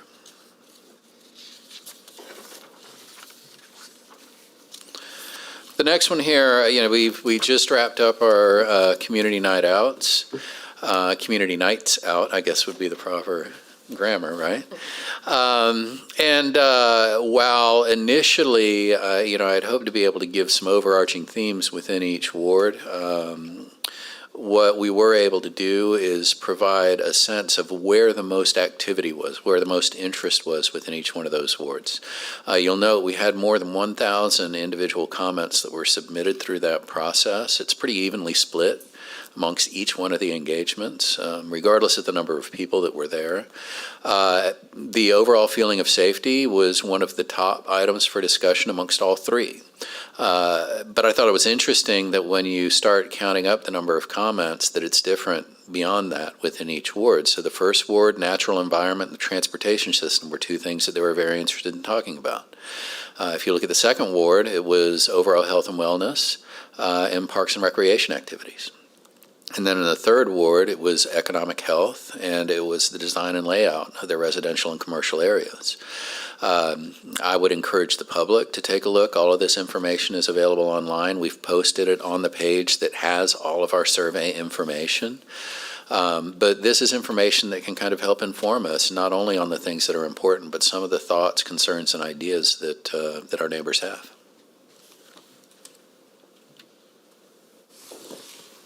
All right, so I'm going to turn it over to the two chiefs, but before I do that, just wanted to note that we have, over the past several months, I think starting in June-July timeframe, presented in more depth on these safe community initiatives and things that we are doing both with the sworn departments and also with our Office of Public Accountability and across all of our departments, really, to engage with the community about safety, how we are doing in that regard. And so we're here just to hit a couple highlights. Certainly after this, happy to answer any questions you have. Thanks. As we move into the third year of our Grand Rapids Police Department strategic plan, we're going to be looked to update and affirm that strategic plan, which of course the basis will be to increase both trust and public safety. We're going to look at the current realities of the time and things such as recruiting and retention and technology, as well as officer wellness as we update it. We will include in the strategic plan our pilot program of data-informed community engagement, DICE, which has given us tremendous opportunities to build relationships and partner with the community, co-building public safety. And I'll turn it over to Chief Lehman regarding the homeless outreach team. Thank you. I think it's important as we're at this point that we reflect on where the homeless outreach team came from and where we're at today. So over the course of the last 2.5 years, we've made some great strides. There's been some significant investments by the city and by the folks at this table into that team. And we continue to be able to collaborate within the homeless community with all those other partners and build those relationships, not only with different organizations, but within the homeless community. I do believe that we're making a very positive impact at this point. There's always work to be done, and there's work to be done within all areas of that job, but we continue to make positive strides every single day. So we thank you for that support that you give that team and the fact that we're able to do the work we're doing right now. I'll just touch on the mobile crisis response program, which presented to this body recently. We still see as a tremendous success, so much so that we have reached out to Network 180, and they're actually looking to expand with us. We have 4 officers picked out that are crisis intervention trained and willing and excited about it, so we're hoping to get some more, get really another social worker to increase our capacity to man that on a greater level. And the last item that you see here is the work that we're doing with the National Civic League. I gave a brief update on this previously, but they were in town. They interviewed a wide variety, including commissioners and some of our staff members, community leadership, to get a sense of where their work is going to be most effective when they come to town and they have their meetings with community. The intent is really to help validate some of the near-term changes that the chief has made in regards to the strategic plan, but also to broaden the context of community safety, really reinforce some of the things that we've been partnering with in regards to DICE in terms of engaging with the community and having more regular contact and feedback loops on the full spectrum of things that contribute to a resident's feeling of safety in their respective neighborhoods. So given what they learned, they proposed that we push back the date for the actual engagement a little bit to give them a little bit more time to pivot. And they're going to be hopefully doing that here in the winter, and we'll be bringing more information forward on that.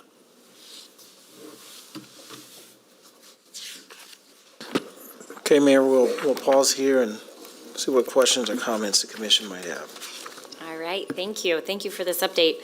A lot of good topics covered. I guess my one question, and then I'll see if my colleagues have any question. Chief, I'm so glad to hear about the work with Network 180 and the potential to expand the co-response team. Are you anticipating initial expansion to be in the evenings or on the weekends? Have you thought through some of that? Well, with 168 hours in a week and only 40, they're on average working 40 hours a week together, we look at the call volume and when are we getting most of these calls for mental health crisis response. So because of their days off, it'll probably still mostly be during the day when we get to see that spike in calls. But ideally, if we could expand it even further, we would love to, I would love to have 24/7 coverage. Yeah, we're not there yet, but that's my dream. Okay, thanks. Thanks, Chief. All right, Commissioners, questions. I'll start on this side this time. Commissioner Moody? Thank you very much. Is this mic on? Yeah. Thank you. I appreciate this report, especially on the immigrant refugee engagement. But I want to ask a question in reference to the African immigrant situation here in Grand Rapids. Do we know, if you can answer this question or not, the number of immigrants, number one, that are in Kent County? Because when we had a forum, that question came up at Commissioner Lanier's and I forum that we had, and we did not know an answer. Number two, in reference to the Africans' engagement, is there, in working with, let me say this correctly, in working with the Glimpse of Africa, can they tell us how many Africans live in Grand Rapids, per se? Ms. Stout can probably correct me on this. I do know that we have a number for the county because that comes through the census information. When we drill down to the city, it's a little bit more difficult. Glimpse of Africa is doing active engagement with those communities, but I don't know that they're doing a count as they're doing that. So, we'd like to get a little bit more precise on where those concentrations are, and we can get down to the census tract level to start to do that. But right now, the best number that we have that's accurate and reliable is that countywide number. I can't tell you that number right off the top of my head. Okay, good. That was my next question. The reason why Commissioner, I think, do you have that information? It's almost at my fingertips, so ask your next question, I'll work to have that. Delay. They do this, Stacy. Well, the reason why I asked that question because it is very important that we do communicate and work with them, but I want to make sure that we understand that a lot of them don't live in the Grand Rapids area because I've been in communication with a number of them who are seeking help. A lot of them are in Kentwood, Wyoming. I try to refer them to individuals in those areas. So I want to be careful that we do help all, but at the same time, if they're in the wards that we are working in, that we look out for them as well. I want to make sure that's so important for me to make sure that we do that because I don't want to ostracize anybody. And I think that, once again, the chief and I attended a function where you and I both saw that large mass of people, that they were primarily all over the city and all over the county. And they are all seeking help. So I think that with this engagement with the Glimpse of Africa, we need to make sure that we get some concrete answers as to where these people are so that they can be referred to getting help in those areas where they live at. Absolutely, and I think that's where the Welcoming Task Force work really becomes that much more important because we recognize that we are a regional community. We have city responsibilities, but we are a regional community, and some of these things have to be tackled on a regional basis. Yeah. I would also add the police chief has added members from the African immigrant refugee community to his advisory team. And so they're part of his monthly meeting that he has with community members. Drum roll, Ms. Stout. Okay. Well, not a loud drum roll. I got part of it. In Kent County, roughly 54,000 persons as census. Their category is foreign-born persons. There's not a breakdown currently of the different countries of origin. So that's where we are at the county. So ACM Matthews is correct as far as this is a regional approach, as many of the things that we try to address through the Welcome Plan. And I will continue to look up the data and follow up afterwards as well. Thank you. Thanks. That is very important because they are from different countries. They do have different dialects, and there is some cultural differences that they do have, and we have to be mindful of that. I appreciate you mentioning that. It's one of the things that we really try to remind folks throughout the community, and that's just not specific to the African countries. It's the same thing with Central American countries, the same thing with South American countries, that, these are not monoliths. and that we need to be thoughtful about that as we're engaging. Thank you. All right, commissioners, other questions? Commissioner Isasi? Thank you for these updates. I just have a comment. I just want to say thank you to everybody either in this table, in this room, that is not in this room for the commission nights out. I heard a lot of, I think they all went well. Making sure that people who either lived around in those spaces in the wards came out. I know that's a lift. Instead of coming here, those in the communications departments. But it felt good to connect with people in a different way. So I appreciate that. So I wanted to say that. And then my question is around Safe Community Initiatives, Chief, where it says critical policy and training updates. Prior to you joining and really prior to the pandemic, we had talked about, and when I was on public safety before a commissioner, we had talked about the use of technology. How do we, obviously, we know we've authorized a 305. We just had a contract a couple weeks ago regarding some of the support for hiring processes to fill that gap. But there was conversations. I know at that time we had some groups had gone with members of the NAACP to I think it was Chino, California, to look at some of their surveillance policy pieces and trying to understand how do we integrate technology. And so I just want to know, is that one of those things, or what are specific plans for that? Yes, that's correct. That would be on the list. And I think specifically what you're referring to is the drone as first responder program out there, which might not really fit in well with our geography in our city here.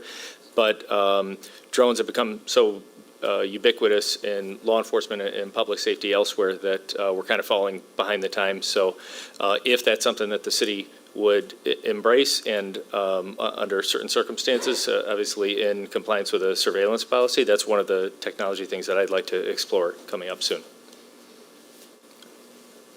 Great, thank you. Commissioners, any final questions before we move on? All right, thank you all.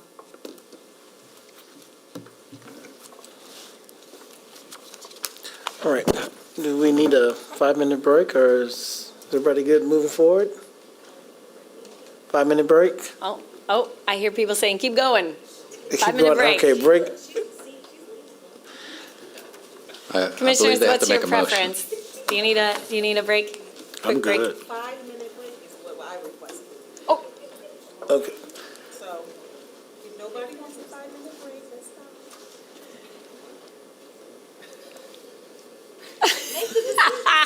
Oh, I was It's up to you, looking at the city man. Let's take a manager. 5-minute break. okay, all right. Looks like I have to go to the restroom.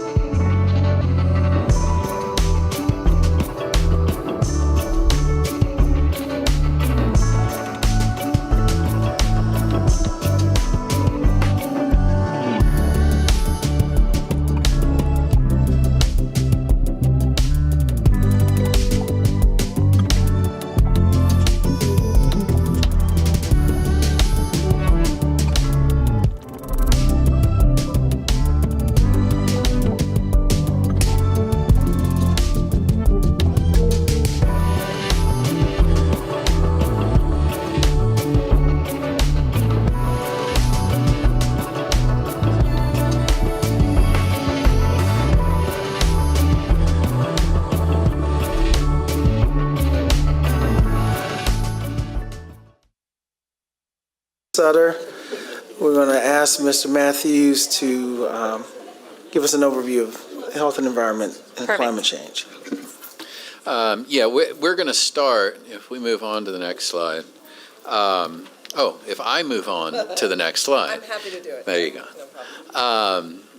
We're going to start with a conversation about our greenhouse gas emissions, our renewable energy priorities.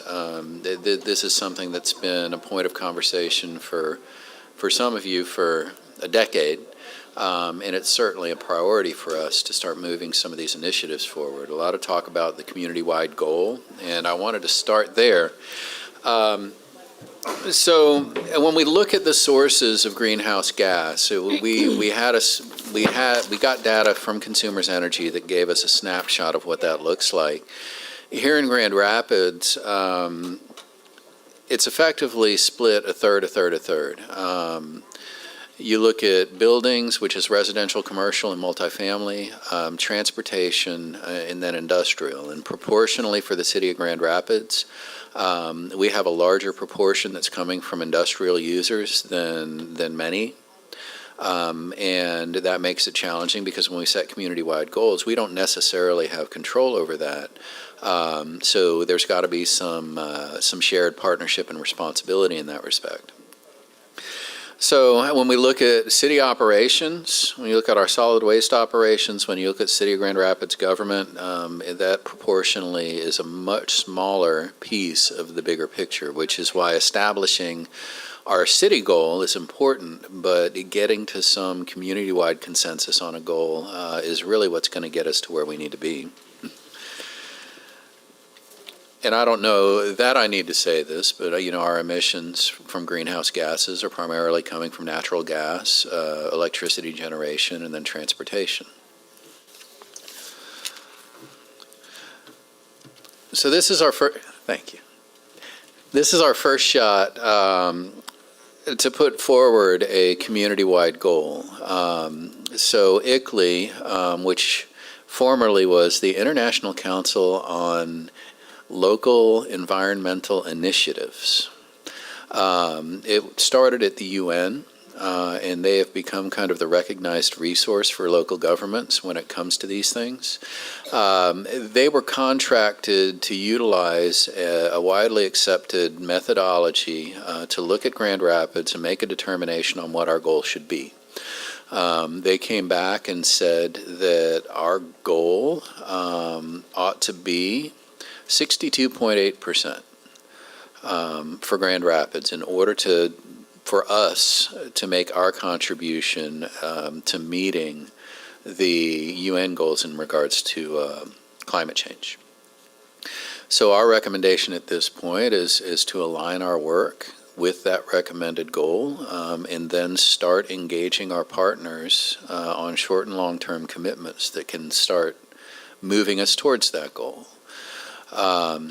As I mentioned, one of the biggest challenges that we have is that when it comes to private side emission sources, we have pretty limited power. Those are things that we're going to have to figure out how to address. When you look at the folks that do, it doesn't get any simpler. You're talking about both the elected state officials, state agencies, and that moves right up through the federal agencies that are responsible for the environmental response.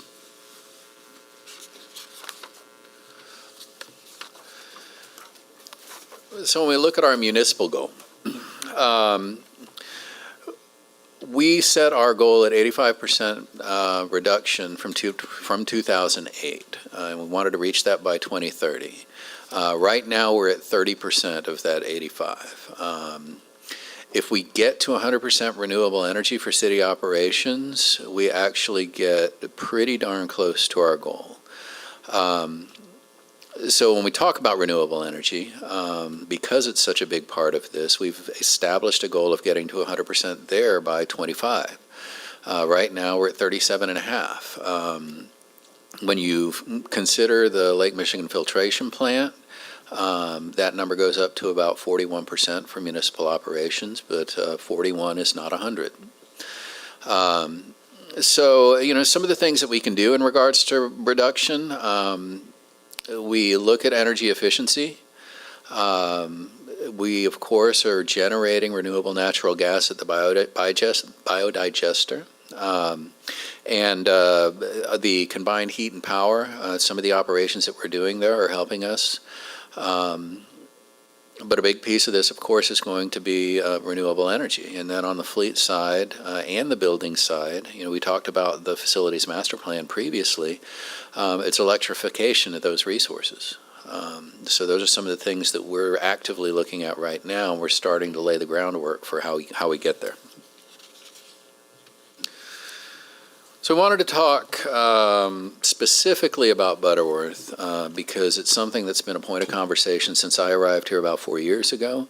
I've seen it go through a number of iterations, and there have been varying beliefs on how Butterworth fits into the overall matrix when we talk about renewable energy. We have about 38 acres there that's been identified as developable for solar. As some of you know, you were here, you were part of a previous RFP and award where we lost our contractor and the private side development of solar on that site went away. We've since been working with Consumers Energy on various options where we might be able to partner with them to get solar on that site.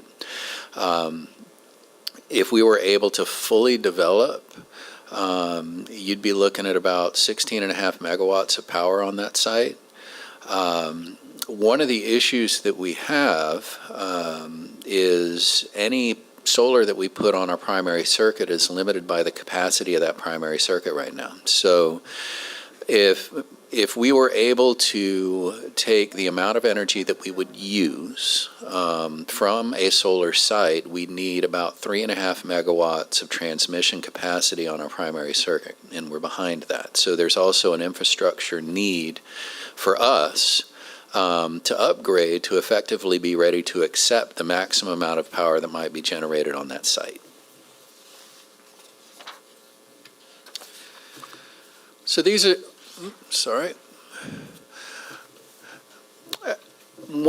as we were working through the conversations with Consumers Energy, one of the biggest limitations for us was the capital cost, and we're going to get into that in the next slide. To fully maximize that site, you're talking about a pretty significant capital investment that would be repaid through our rates or the rates of the partners that we bring on board over the course of 30 years, over the course of the life of the project. We had a $20 million earmark that was supported at the federal level. It did not make it through the process, and that kind of substantially changed the overall calculations. So really, without that external funding, the costs become prohibitive based on the models that have been shared with us so far. We still have some other opportunities that are in front of us when we talk about the infrastructure law, when we talk about the Inflation Reduction Act. And Consumers is looking right now at how those might factor into the ability to do a project like this.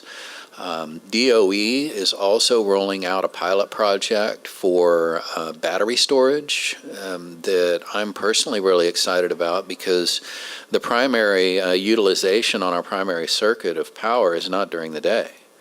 It's all the street lights and street lighting overnight. Problem is, don't have solar at night.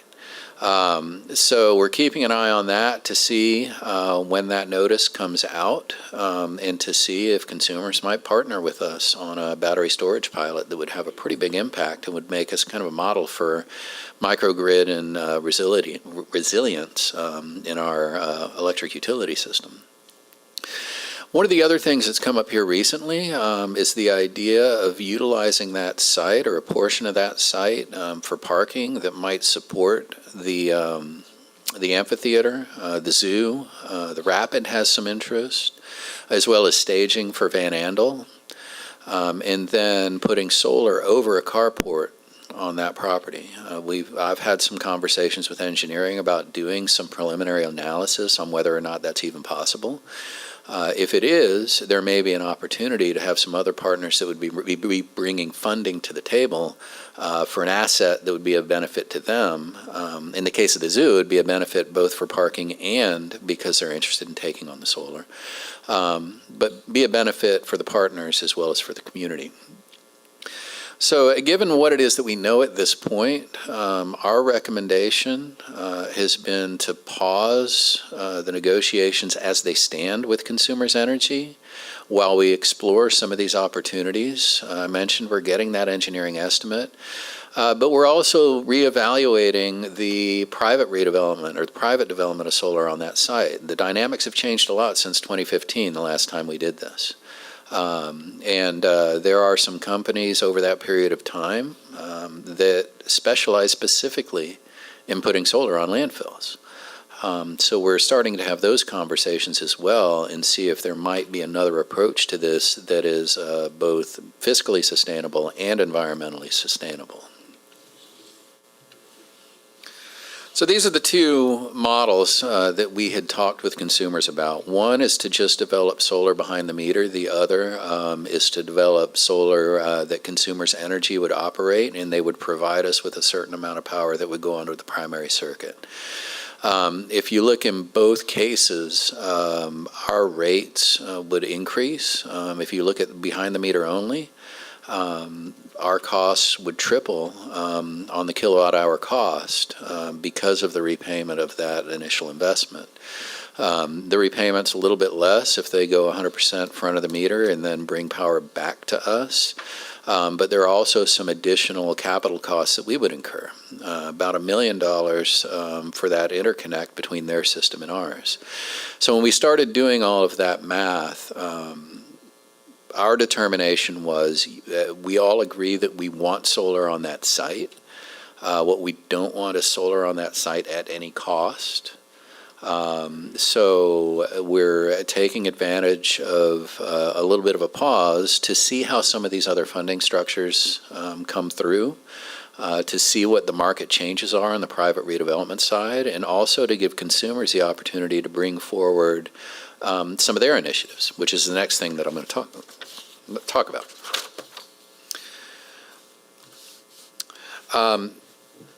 When we look at our short-term goal, right now, for about $200,000 a year, we can purchase RECs on the national market and we can get to 100% renewable. We feel like that is our best approach to get to that 100% goal immediately, not as a long-term solution, but as a short-term solution while we play out some of these other things. Consumers Energy has some interesting programs coming online. One of those is a Solar Gardens program. They have a big project that's going to be coming up here in West Michigan, and we may have an opportunity to subscribe in that.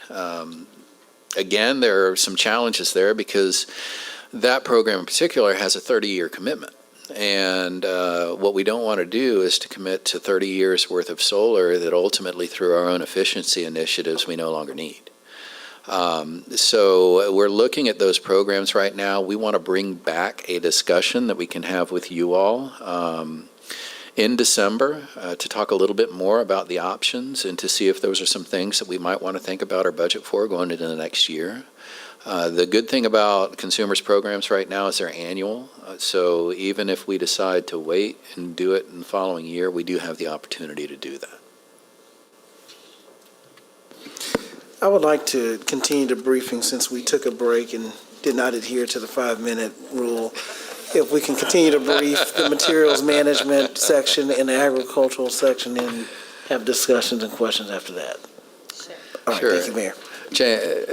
James is going to give you a rundown of what it is that we're doing on the materials management side. The one thing that I did want to preface this with is, you know, over the last year, we've been having a lot of discussions about the system as a whole, about the fate of waste to energy, about the proposed sustainable business park. What I can say is that we also have some things ahead of us in terms of our own collection model, our own collection infrastructure. So for us, this is an important conversation to have as we move into the next budget. Thanks, Doug. Yeah, it's an important topic, and most of you know him.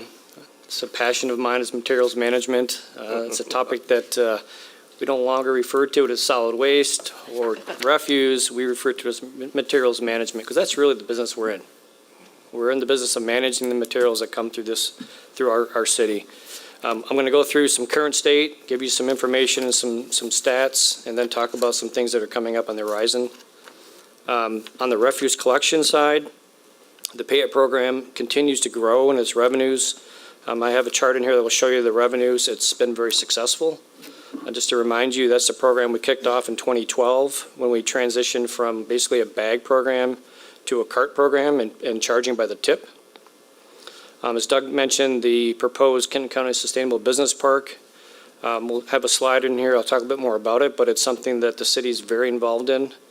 We have a stakeholder group that we're working on with the county, and it does have an impact on us going forward. As Doug mentioned also, the current waste energy agreement that we have for our material is expiring in 2025 with the 6 cities and the county, so that's going to be something that's going to be in front of the commission here in the next few years. And also in terms of the Pay It program, like I said, we started the Pay It in 2012. We also started single stream recycling in 2010, utilizing onboard computers and software, and we're going to be looking at end of life of some of that equipment coming forward. On the recycling and diversion side, the diversion rate that we currently have is 17.5%. Our goal is 40%, so we are short of that goal, and we are striving to reach that day in and day out. With the bringing on the compost facility, we are now able to track that material, so we know how much yard waste we're actually bringing in. And if you add the yard waste and the compost material, we're at actually 23% diversion rate. Recycling cost, I've been before you a number of times talking about recycling. Since fiscal year 2006, those costs have gone up 80%. And it's a number of reasons. It's not all just in the tipping fee, but that's a big part of it. Equipment, labor, there's a lot of costs that have been going up since 2006. And just to talk a little bit about the millage, we levy a millage. Right now it's currently 1.6 mils, and that supports a number of services that we provide out of these funds. Recycling, street sweeping, the yard waste site, graffiti abatement, neighborhood cleanups, the TRP program. There's some other things there that that are paid for out of those funds. Just to remind the commission, we are coming to the second full year of a compost operator running our site for yard waste. I know I've talked to several of you about that, and it's going well. We've had a couple of bumps, and it's heavily used. I will tell you, John will probably tell you how many people are actually visiting that site, particularly this time of year, so it's very busy. And I know in the budget, we had a recycling education coordinator. Interviews are happening this week. So we're hoping to get this person on board here soon, and that'll definitely help us work towards that diversion goal of 40%. Just real quick, Kate, before you move, 2 charts, the recycling. I know I like to show you the tonnage. May not mean much to you, but it's important for me. Recycling tonnage, if you go back to 2009, was steadily going up. We did see a dip down, but it is starting to go back up again. On the refuse side, in terms of tonnage, we were going down into 2013, and then it has gradually been going up. And I will say this, when we entered into COVID, tonnage went up quite a bit. People were home, they were cleaning out their garages, they were cleaning out their backyards. We had a pretty significant increase in tonnage as well as revenue at that time in terms of COVID. And Jay, if you want to go back to that slide just for 1 second, and this is just the data nerd in me. One of the things that I realized looking at these 2 slides side by side before they were sequential is if you actually lay them on top of each other, that tells part of the story, which is at the beginning of our program, folks were actively moving materials out of the waste stream into the recycling stream. As you see the recycling number go down, you're seeing the waste number go up. And that doesn't change until this past year, where you see the waste number go down and you see the recycling number go up. So these 2 things are not unrelated, and I just wanted to point that out. Yeah, we also did the feet on the street, where we went through and did a recycling cart checks We went down neighborhoods and routes and checking carts to find contamination. That was about the time we did that. This is just a snapshot, a pie chart showing the refuse fund itself. I'm not going to spend a lot of time on it. I just want to illustrate that the millage that's going into the fund is about 47%, and the pay-it revenue is about 43%. And there are a number of other things in there, but those are the two big revenue sources that are in that fund. Some more, I guess, data nerd stuff for you to look at. The left chart is really one of the things that's going to be coming to the commission for a policy decision. The millage, the chart on the left is millage related, so the tax revenue that's being collected is the blue line, and the millage expenditures, that's the service that are being provided by that millage, is the orange line. And as you can see that it's intersecting and is starting to come apart, which means that there's the millage that you're levying is not supporting those services that we're providing. On the chart on the right, again, this is just me showing you the tip revenue from the pay-it program and how successful it's been. We started out the first year just over $2 million in revenue, and we are now approaching $7 million in tip revenue. When I talk about the millage, these are the services and the breakdown going back to fiscal year 16 of those services that are being covered in some of the increases. I mentioned recycling. That's probably the largest one on here that you'll see. And if you'll see in FY20, we did put quite a bit of investment into the yard waste site to get it ready for the compost facility, so that really was a big increase. But you can see FY23 proposed compared to where fiscal year 16 is. It's been quite an increase in those expenditures. To bring my part home, on the horizon, Doug talked about some of the other things that we're looking at in terms of all the services provided by materials management. We are embarking on a rate study, which will look at all of our services in terms of the pay-it program, recycling, yard waste, bulk pickup, carts, all those things. We're going to be reviewing that in a rate study that's going to be going out here shortly, and you'll be seeing something at the beginning of the year. Again, the decision on increasing the refuse millage or additional service fees or reduction in service.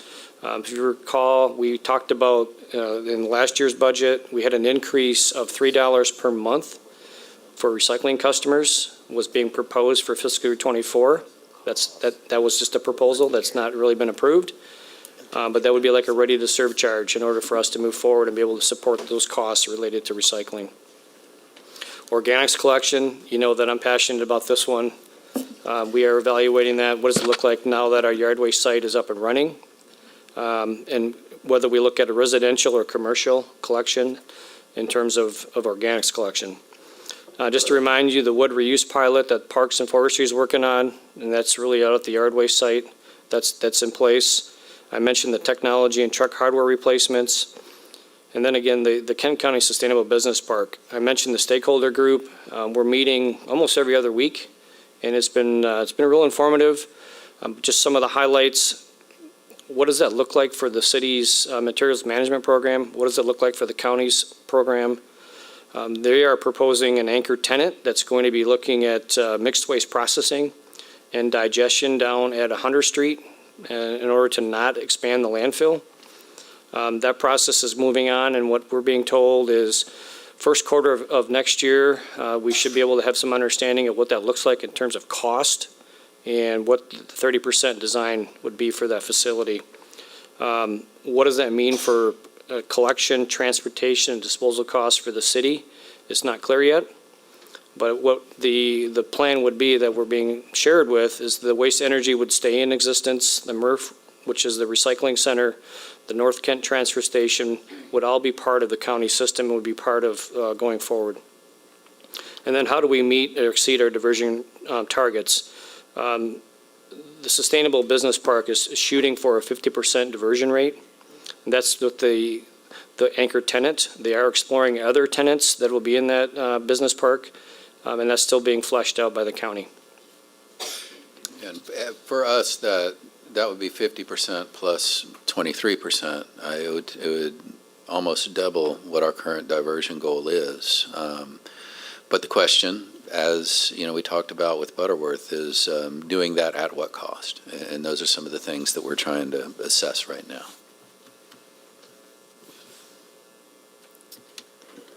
All right, so just a few more slides till we get to the question portion. You received earlier this week a full report and set of recommendations from the Urban Agriculture Committee. So they were charged with looking at ways that the city could support more urban agricultural activities. And the Director of Planning provided you with a memo and an analysis of those and kind of broke those comprehensive recommendations into 3 buckets based on complexity and sort of level of effort and engagement that would be required to fulfill those recommendations. On this slide are those that were through that analysis we believe could be accomplished within existing resources. So we do intend to commence working on some of these recommendations in the coming months, and we'll be updating the commission as we move forward on those things. Sorry, too many buttons here. Oh, well, here's a question slide. Do you want me to just finish up Parks? Yeah, let's just finish this up real quick, just highlighting the projects for 23 and 24 without any detail. Sure. So as is typical, we do plan to come back with a more in-depth report from the parks and the Parks Millage in the next month or so. So we will hit the detail then. But just to let you all know what's in the budget coming forward with respect to Parks Millage projects, you'll note these are at various stages in their life cycle in this fiscal year. So some of these funds are around design, some are around pre-construction, some are actual construction. And so there's 2 slides here that just list all the ones for fiscal year 23. And then we have a final slide that shows you a look ahead to 24 and 25. Again, we will be back with a more in-depth presentation by the Parks Department in the next month or so. So with that, we'll open it up for your questions on the last slug of information. All right, thank you. Okay, I'll start with some questions. James, I share your love for waste, having served on the Kent County Solid Waste Commission for a number of years. So I just want to follow up on a few things. I'm pretty familiar with all the work being done in partnership with the county and the county's plan for the Sustainable Business Park. But I have a couple questions specifically about some of our services. So one, I thought the amount for commodities was going up, that we are starting to see an increase, which would reduce our cost for recycling. Is that too volatile for us to really count on long-term, or do we anticipate that's just a short blip? Well, the commodity Market. revenue that the county's receiving is not passed down to the city, so our tipping fee still remains the same. Okay. I know there's been some cost sharing or some revenue sharing proposed, but that's not occurring at this time. Okay. Years ago, we used to do that, right? We did before we went to the new facility on Wealthy. Okay. Oh, my goodness. A long time ago. For waste to energy, I know there's a new contract over at that facility. And I know that there had been conversations about doing some sorting there to pull out some of the cardboard and other recyclables. Is that going to move forward? That would be a pre-sorting process that the county had proposed 3 or 4 years ago, but I don't believe they're going to be doing that. Okay. Okay. And then for the millage, I know we're at, or the mills, refuse millage levy, we're at 1.6. Under state law, is the cap 3.5? Or is it 3? The cap is 3, and it's rolled back with Headley, and I'm not sure where Molly is, but I think it's 2.75, 2.74, something like that. But we're well below. We're below what that. state We law are. allows. So, okay. But I just wanted to clarify that we're not close to our max. No. Okay. And then my final question is about Butterworth. Since I've been a part of these conversations for years and years and years. You know, I appreciate all the work that we've been doing and trying to partner with consumers to figure this out. You know, I appreciate the recommendations to pause, but I don't want that to pause our analysis of what we can do on that site. You know, I'm well aware of other cities that have moved forward with third parties to add solar, even if it's not behind the meter. I believe if we are using our space to generate renewable energy, that's good for our entire community as we move forward with our climate change goals. And, the other thought I have too is, I'm also well aware of cities that have gotten to 100% renewable energy far quicker than us. Most of them have a municipal utility, and so they are able to do a lot of their work independently from DTE and consumers. So I'm curious if we pause the conversations with consumers, give them time to look at other potential options. Who's going to take the lead on looking at third parties, having conversations? I know you and I talked the other day about the third party working with Ann Arbor to add solar over there, as well as the company that has expertise in adding solar to landfills. So can you elaborate a little bit on that? Sure. So I had the opportunity to meet the team in Columbus that's putting solar on a closed landfill. In fact, it'll be the largest one built on a closed landfill to date. I also had a conversation with the company that's doing that development and have made those connections with Allison to talk a little bit more. Our performance and sustainability manager, to learn a little bit more about the work. They happen to be a partner in the project in Ann Arbor. So at this point, really effectively, it's myself, it's Ms. Sutter, to evaluate whether or not we're at a point where we want to go back out with another RFP. The feedback that we're getting from the private development market, is that they can do this project for a third to a half of the cost of what's been proposed to us by the utility. And they would effectively assume the risk and the responsibility for any deal that's made with consumers to move that energy onto their grid. But then it becomes that much more important for us to address our own infrastructure needs in regards to the primary circuit and in regards to any interconnect that's required. I don't want us to be put in a position where we wait until we have a deal to make those changes, because then it might protract the deal to the point where it doesn't get done. So that's another conversation that we're going to be having down the road. Thanks, Doug. And that infrastructure cost is estimated at what, couple million? 3 to 5 million. 3 to 5 million. Commissioner O'Connor? I'll start with a solar question, I guess. Is part of the issue with the return on investment related to the changes that happened around net metering and the rates that charge? And I mean, obviously, we had an election Tuesday, and some things are much different in Lansing today than they were for the past 40 years or so. So just maybe is maybe part of this parallel path a consideration around an advocacy strategy to, if there's really a statewide renewability goal, but maybe there's some policy things in Lansing that need to be addressed that help us get there, and that probably influences our options if the rate is a third of what it is, if we could actually sell it at the real market rate. Yeah, an increased cap, net metering. Right. So again, this was developed before we knew what the results of Tuesday were. So, a couple other questions and comments around materials management. I'm also passionate about materials management. Excited to see an opportunity and consideration around the organic recycling. I think both for homeowners and for private businesses. I think that's something that's certainly missing in Grand Rapids. And I know there's one company that's trying to do it out there, but I think there's some real opportunities to take advantage of that, and that helps. One question I did have around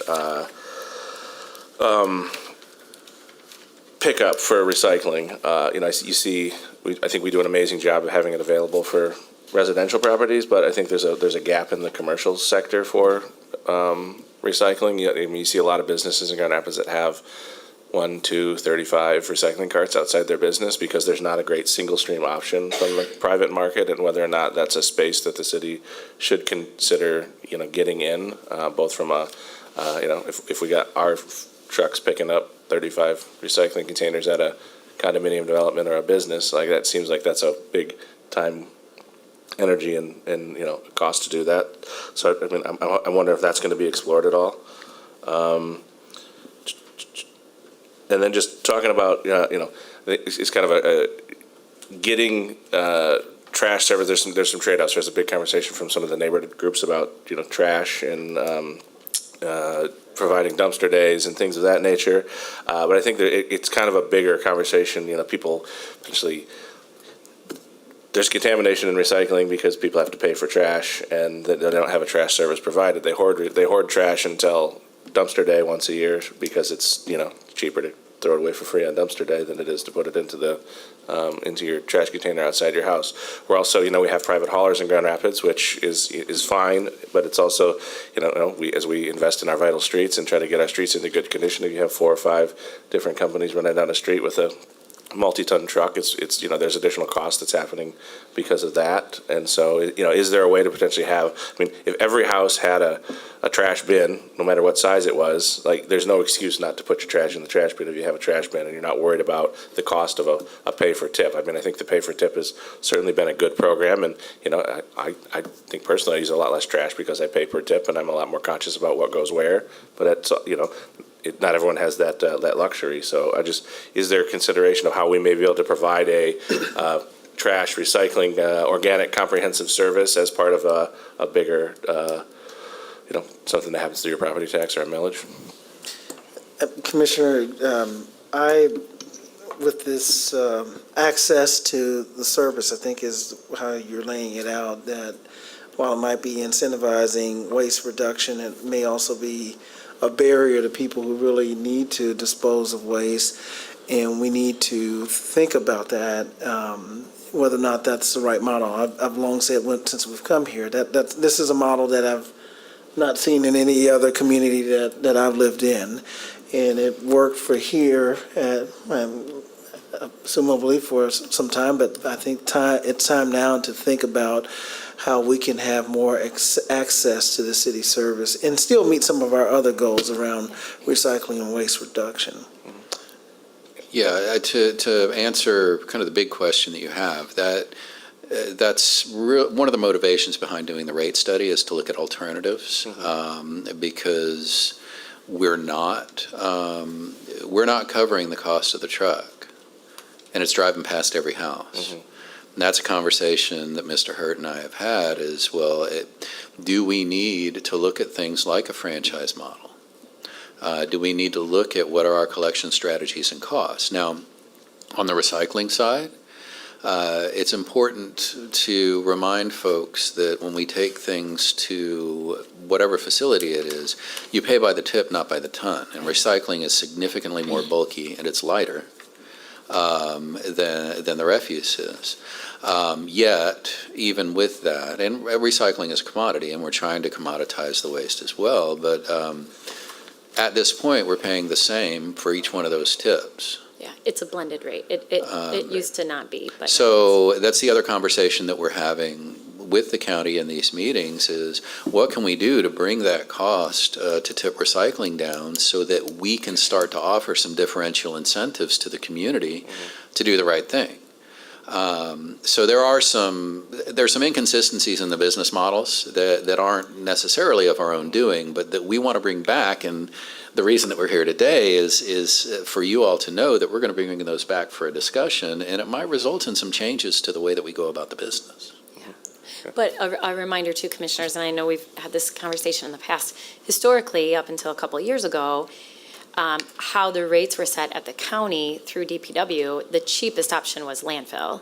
So the tipping fee for landfill was the cheapest. They kept raising recycling and waste to energy. So again, if our goal is to increase recycling and reduce what's going into the landfill, then we really need to look at that cost structure. And one more question as it relates to urban ag. And maybe this isn't the right place, but excited about potentially seeing some of these changes get made. I know another thing that we've talked about in the past is, we have an ordinance around keeping your yard under 12 inches tall, but I think, obviously I think there should be a bigger focus on allowing some of your green space in your own property and potentially on some city-owned facilities to go be more natural to support, bees and insects and things that are healthy, and so I'm interested in having that as part of this discussion, is figuring out how we potentially incorporate that a zoning change into there to allow you to not have to just grow grass and put chemicals on it.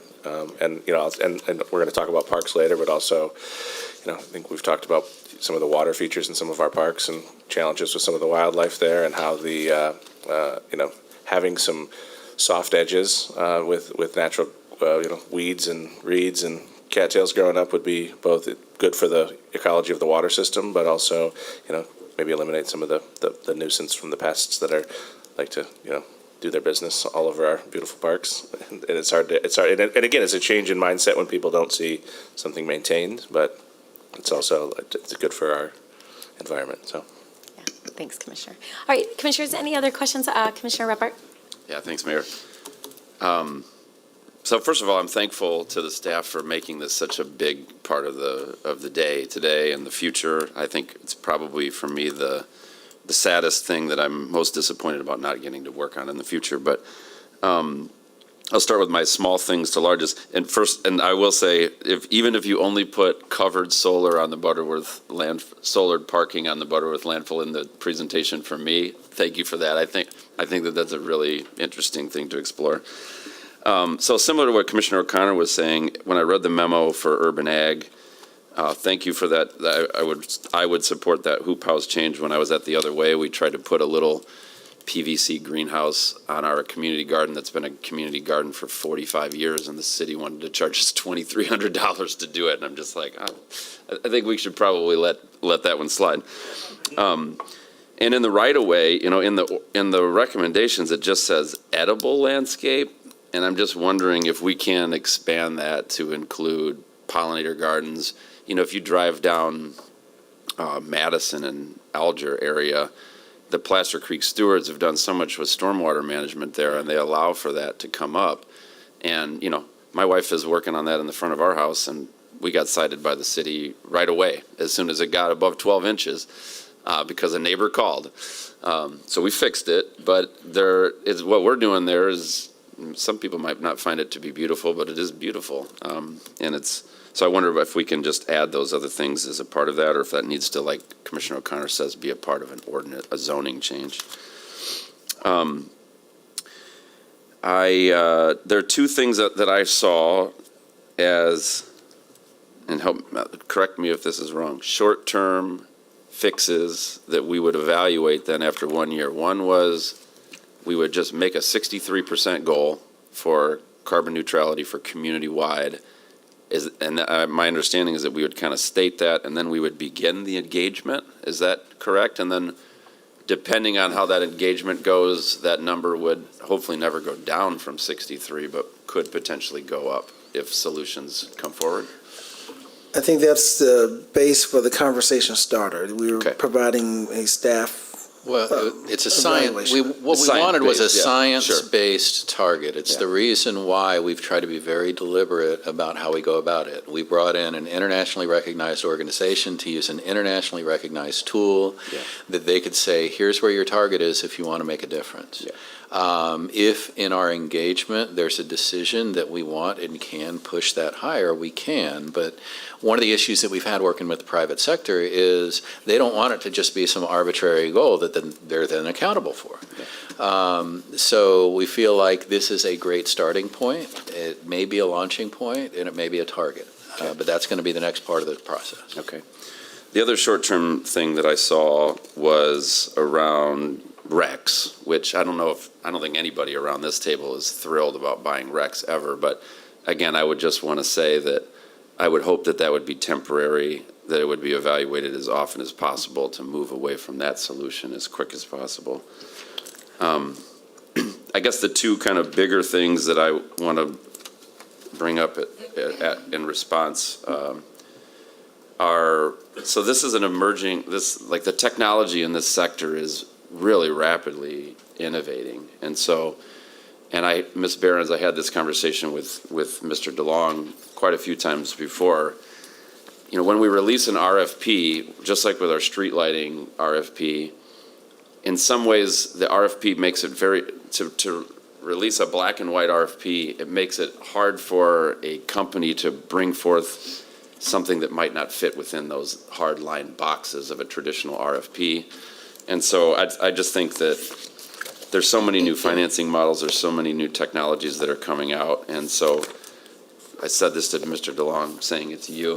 I think that in that RFP creation process, you know, having an expert from the industry look at it to say, is this an open enough RFP that would allow for some of these more innovative technologies to be explored, or financing models? I think that that's going to be really important for the city because it is just rapidly innovating in that space. Last thing I'll say, I think with the Sustainable Business Park, it's a once-in-a-lifetime chance to make a generational investment for the future.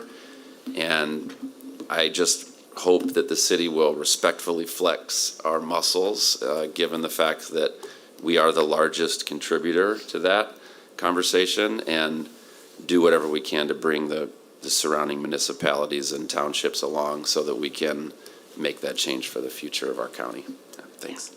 Yeah, and Commissioner, I'll add, and you know, the RECs, my understanding is it would be a annual commitment. So we would, as the climate changes, I shouldn't use that word, as we see changes with the industry, utilities, and we'll be able to reevaluate pretty quickly. And I'm with you, you know, RECs isn't my first choice. However, it also makes it very clear that there's support for renewable energy, and I believe gives additional affirmation to the utilities that they need to move more quickly to get to their goals, which in turn will help not just us reach our goals, but the community and the state as a whole. So it not perfect, but an option that I'm willing to support in order to get to where we want to go to meet our goals.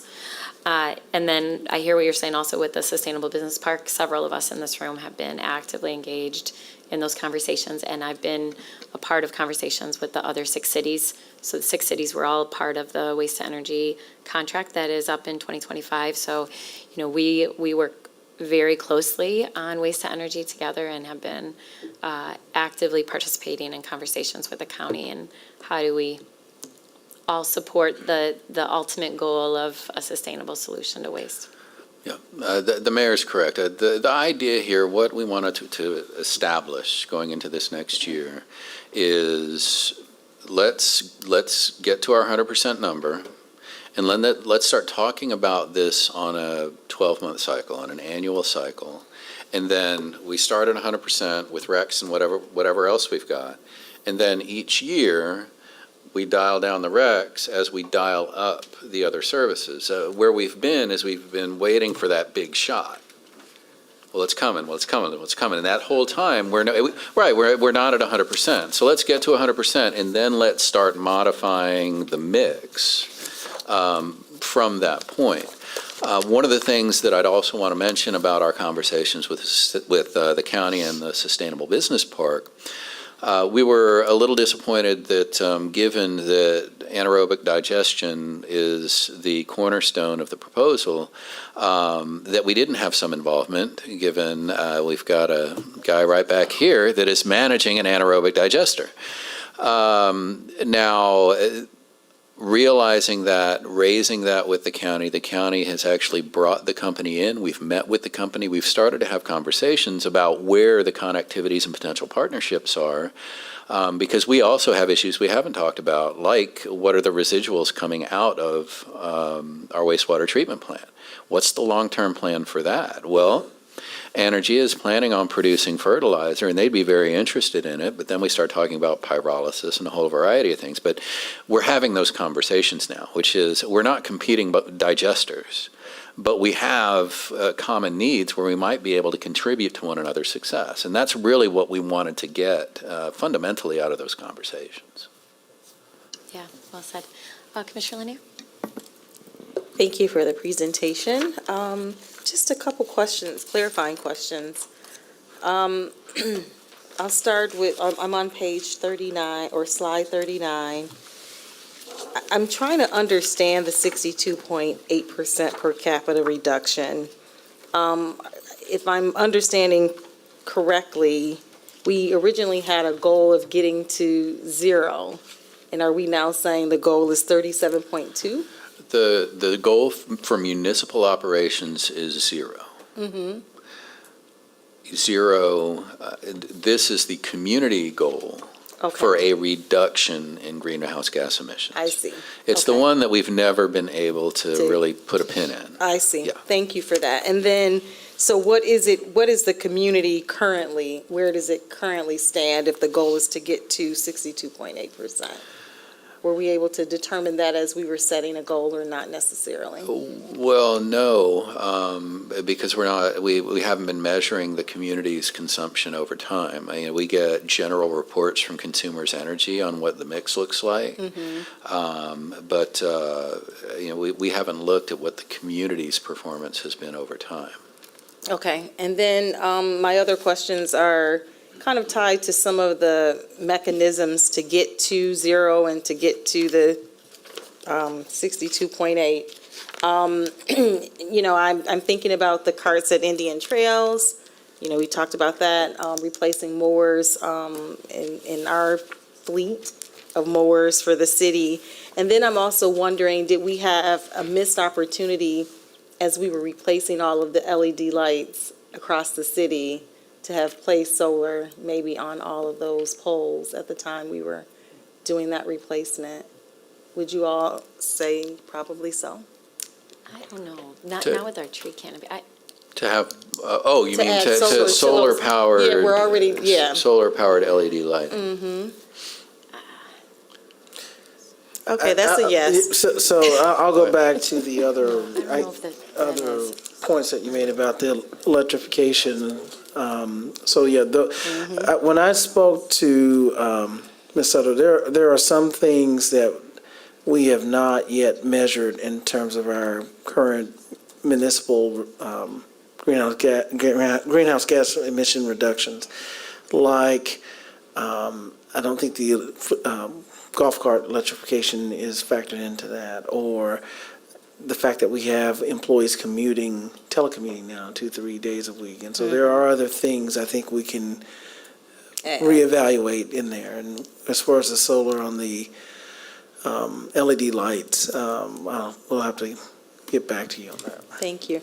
And I'm asking that question because I'm thinking about the amphitheater and the river restoration and some of these major projects that are underway or forthcoming, that if we're thinking about getting to 0, we should be thinking there should be something to how we do our work, that we're asking those questions so that we can we're having the conversation to see how we can create infrastructures that are carbon neutral. And so, I don't want us to miss another opportunity with something major as it's coming, In the design discussions, Ms. Behrens can elaborate more. That has been front and center in terms of making sure that there is energy efficiency and carbon neutrality in some of the assets that we're contemplating building. Yeah, well, and one thing I will say, to the question on the streetlights is the goal is that all those streetlights are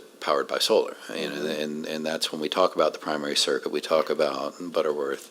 The flip side of that is you're managing one solar facility, or you have a private company managing a solar facility versus managing a whole streetlight matrix and individual solar panels on every one of those streetlights. So it's not necessarily a linear calculation. Now, how deep they looked into that prior to advancing the project, I'm not sure.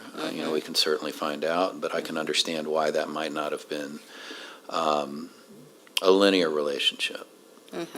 And then I think, similar to what we were talking about with lead, I think a campaign that helps an individual homeowner or renter to know how they can contribute to getting to carbon neutral is important, because we don't, if you're not aware of the benefits to it or the impact of some of your daily decisions, then you can't contribute to getting us reaching this community-wide goal. So I think that should be another element to the Sure, plan. and it's worth mentioning the EH0 initiative. That is one of the pilots that we're running through that, as we've got funding to retrofit 4 homes. And that's important in this community, given the housing stock that we have. We're talking about a lot of retrofit. We're going to retrofit 4 targeted homes, and then we're going to measure over time both the environmental and the economic benefit to those homeowners. So yes, that's absolutely part of what it is that we're looking at. All right, thank you. Commissioners, any final questions or comments? All right, we'll finish up that then. In our packet, we do have next steps, and so we will have a financial update in December, and then we'll be teed up for our conversations next year leading up to our budget adoption. So with that, City Manager, anything else before I open it up for any public comment? No, my appreciation to all the staff who's helped to prepare and present today. Thank you for your work, and thank you, commissioners, for taking time today and helping us to wade through these important matters. Yeah, thanks.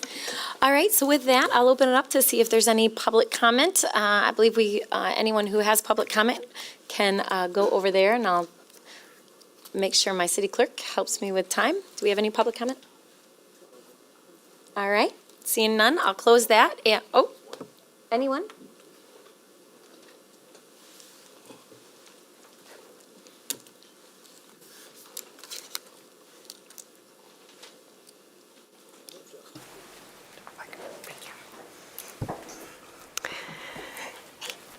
Good afternoon. Hold on, we're going to start the timer. Is that what you're doing, Joel? Yeah, that's what Joel's doing. Thank you. Okay. Go ahead. My name's Janet Zahn, and I am very happy to be here and listening. Oh, or use Connie's.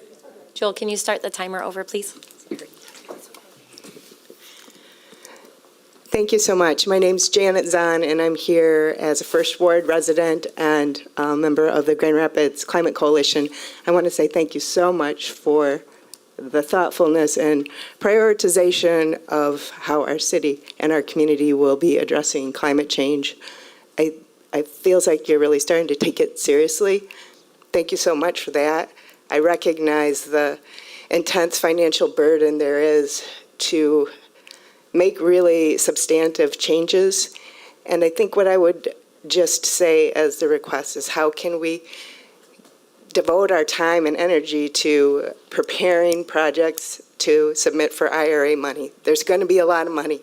Let's think big and not say, oh, well, we can't afford to do this. It's like, hey, make the bigger government pay for it for us. Mm-hmm. I mean, it's going to be there, and I am happy for us to support as a coalition these efforts. And I want to also just say a huge thanks to Commissioner Ruppert. I'm a little emotional because he's become a good friend. But he's done a lot for this issue. Thank you. Yeah, thank you. Janet, thank you for being here. I know some of your colleagues are here with you as well. We appreciate you coming today and your comments. And please know that we will be looking closely at IRA funds and other buckets of money to get us to where we want to go. So thank you for that. And I'll add my thanks to Commissioner Ruppert for being a real champion for reversing climate change. So thank you for that. And I will close by again thanking my colleagues, Commissioner Jones, Commissioner Lanier, Commissioner Ruppert, for all of your incredible service over the years. Your service through some really, really difficult years in our community. And I hope that you feel really proud of the work that you've done, especially with this update. Every single one of you have been a part of getting us to where we are today. And the progress that we've heard, the updates that we received today, really a lot of this work wouldn't have happened without all of you. So thank you for that. And with that, we will be adjourned.